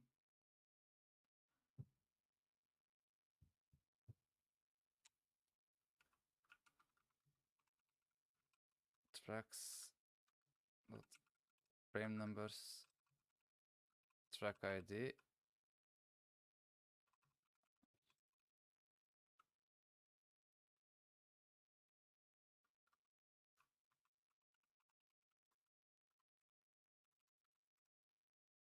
I forgot how I did this.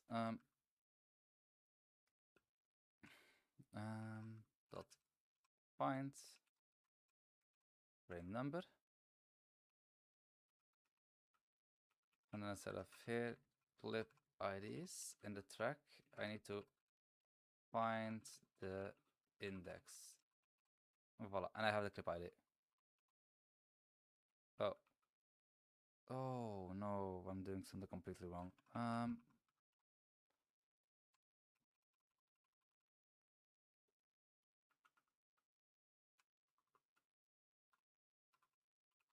Okay, okay, okay. No, I got it. I got it. I got it. Data. No. Tracks. Frame numbers.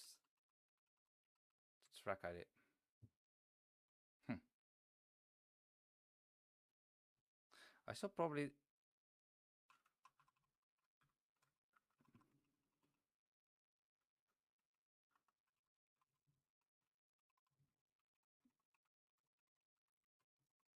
frame number is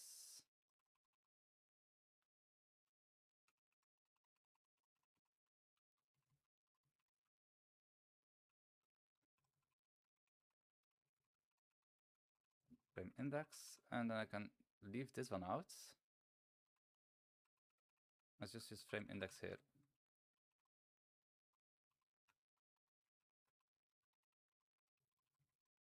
Voila.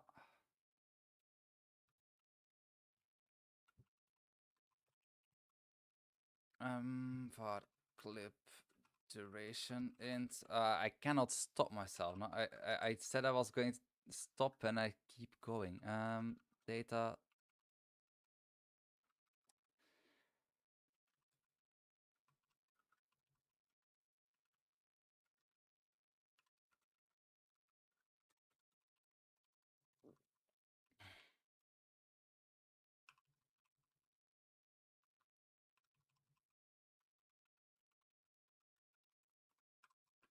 The warning, yeah, the warnings are really stuck on my head right now. I wanted to just see how many errors I had left, how many warnings I had left, and I ended up doing more stuff again.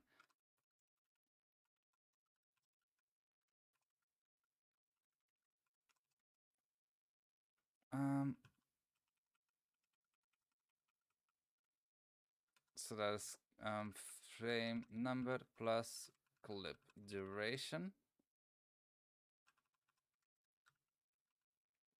Okay, can we at least like start GoZen right now?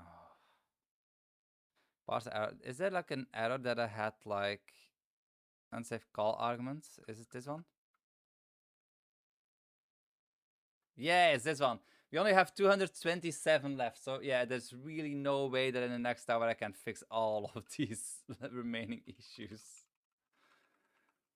I want to try though, but for my own sanity, I should probably not.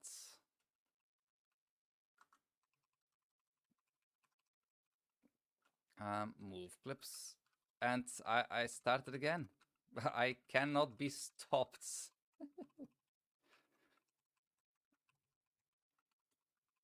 Pum, pum, pum, pum, pum, pum.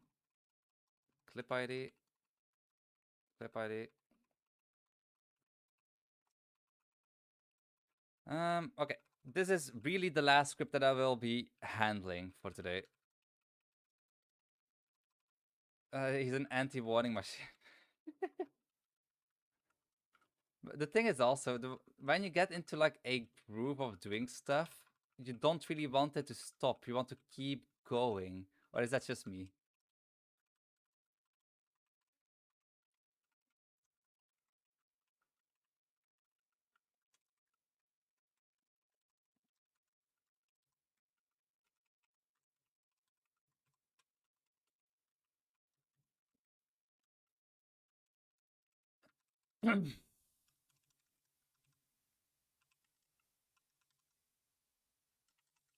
Think I handled that warning already.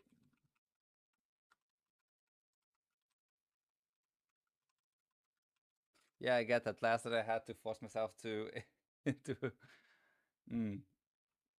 Yeah, I have I have that issue as well. Like especially late in the evening, you're like, oh, it's just that only that part left, and before you know it, you wrote 5 new scripts.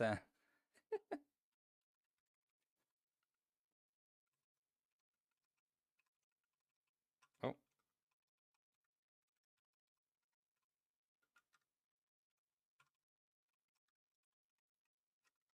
clip duration plus clip starts. Voila. There's so much left to do.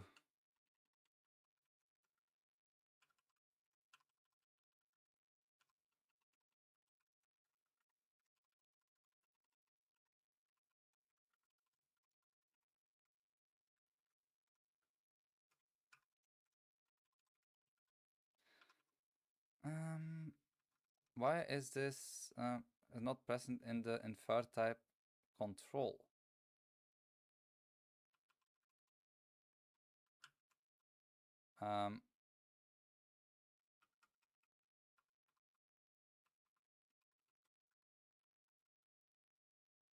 I don't think I have an OGL takeover class yet.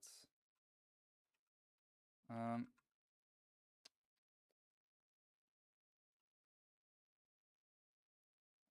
hmm. Okay, what I will do for this one, add warning ignore unsafe methods access.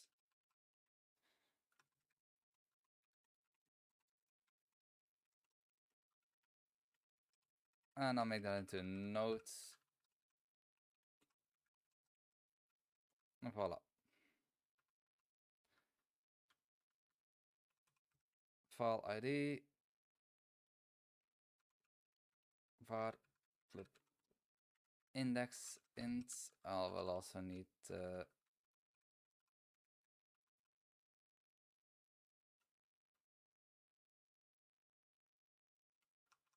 oh no, the file index. This is project.clips. Oh, and that's my wife. Imakara. Okay, they're almost coming home. So, this script left.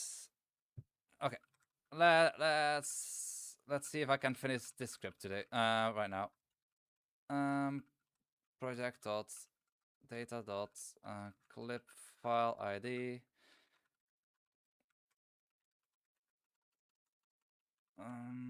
Okay, wait. I have add a file ID. That's all I need.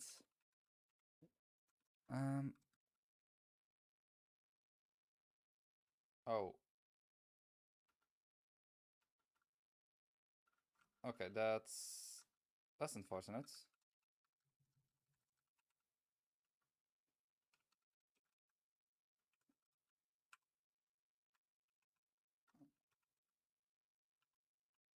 Oh, okay.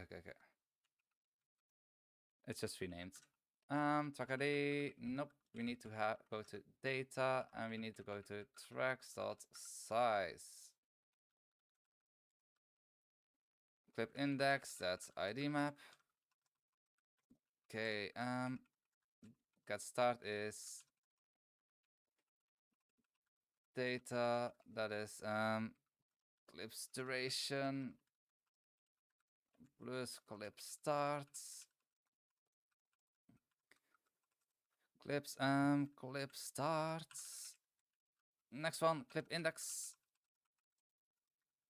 ID map.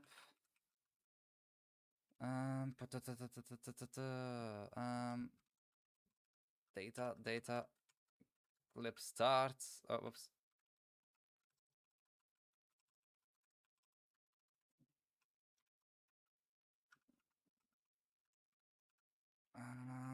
Clips duration. Clips track idea. A target frame is basically end frame, clip ends.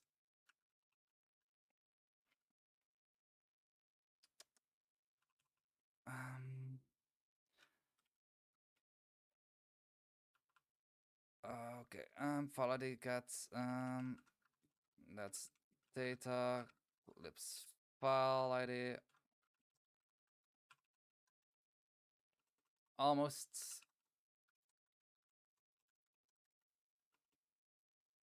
Oof.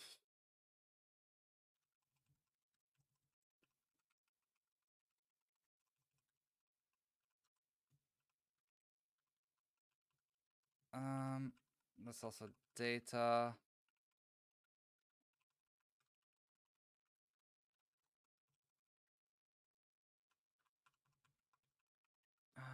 Data file files duration file index to get the clip begin clips begin.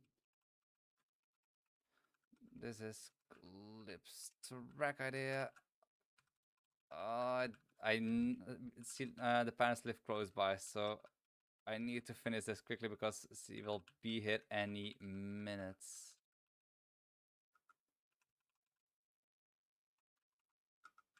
Okay, so file ID, and then we go into files, ID map,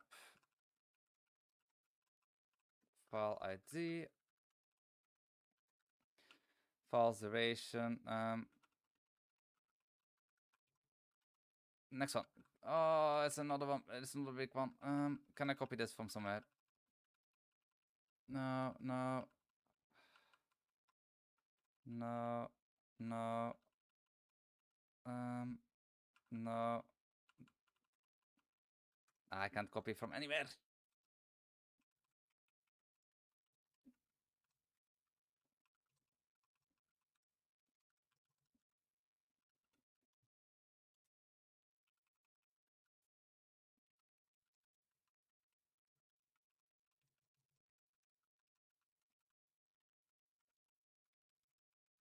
Data dots and clips duration plus clip starts. This is data dot clip starts. Next one, clip index. Okay, we're almost there. We're almost there. Of course, I need file ID as well.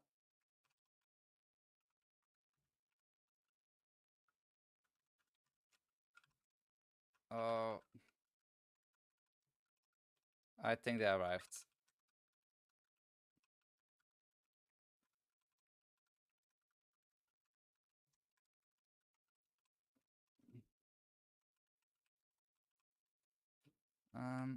ID map. File ID. So the clip type is file logic. As file logic dot type.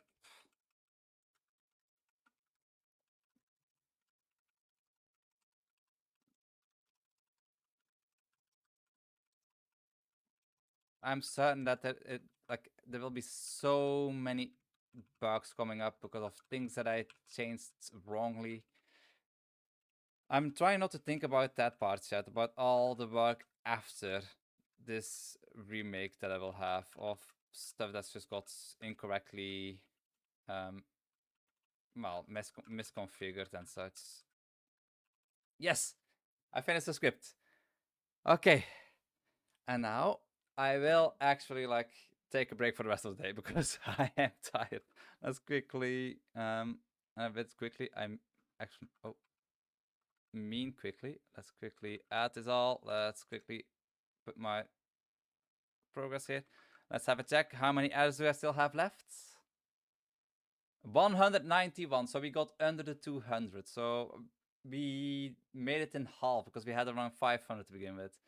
And for the lines of codes, we are sitting at 3,855. A lot of the lines that I'm changing right now, I've changed before as well, I think. That's why it did not go up by that much. But anyway, I think I'll leave it at this for today. Thank you very much for watching. Thank you very much for keeping me company. Because I like to have some amount of company when I'm coding for this kind of long time and with this kind of like repetitive work, because it's really like I could probably try to find parts where it has been written before and copy paste stuff. But anyway, thank you very much for watching, and a big thank you to all my coffee supporters. Thank you very much for your support, and I'll see you all in probably tomorrow in Signal Limited, or I may publish it on Saturday because I know that there's going to be a release soon. So yeah, stay tuned for that one. Thank you very much for watching. I'll see you all next time. Bye bye.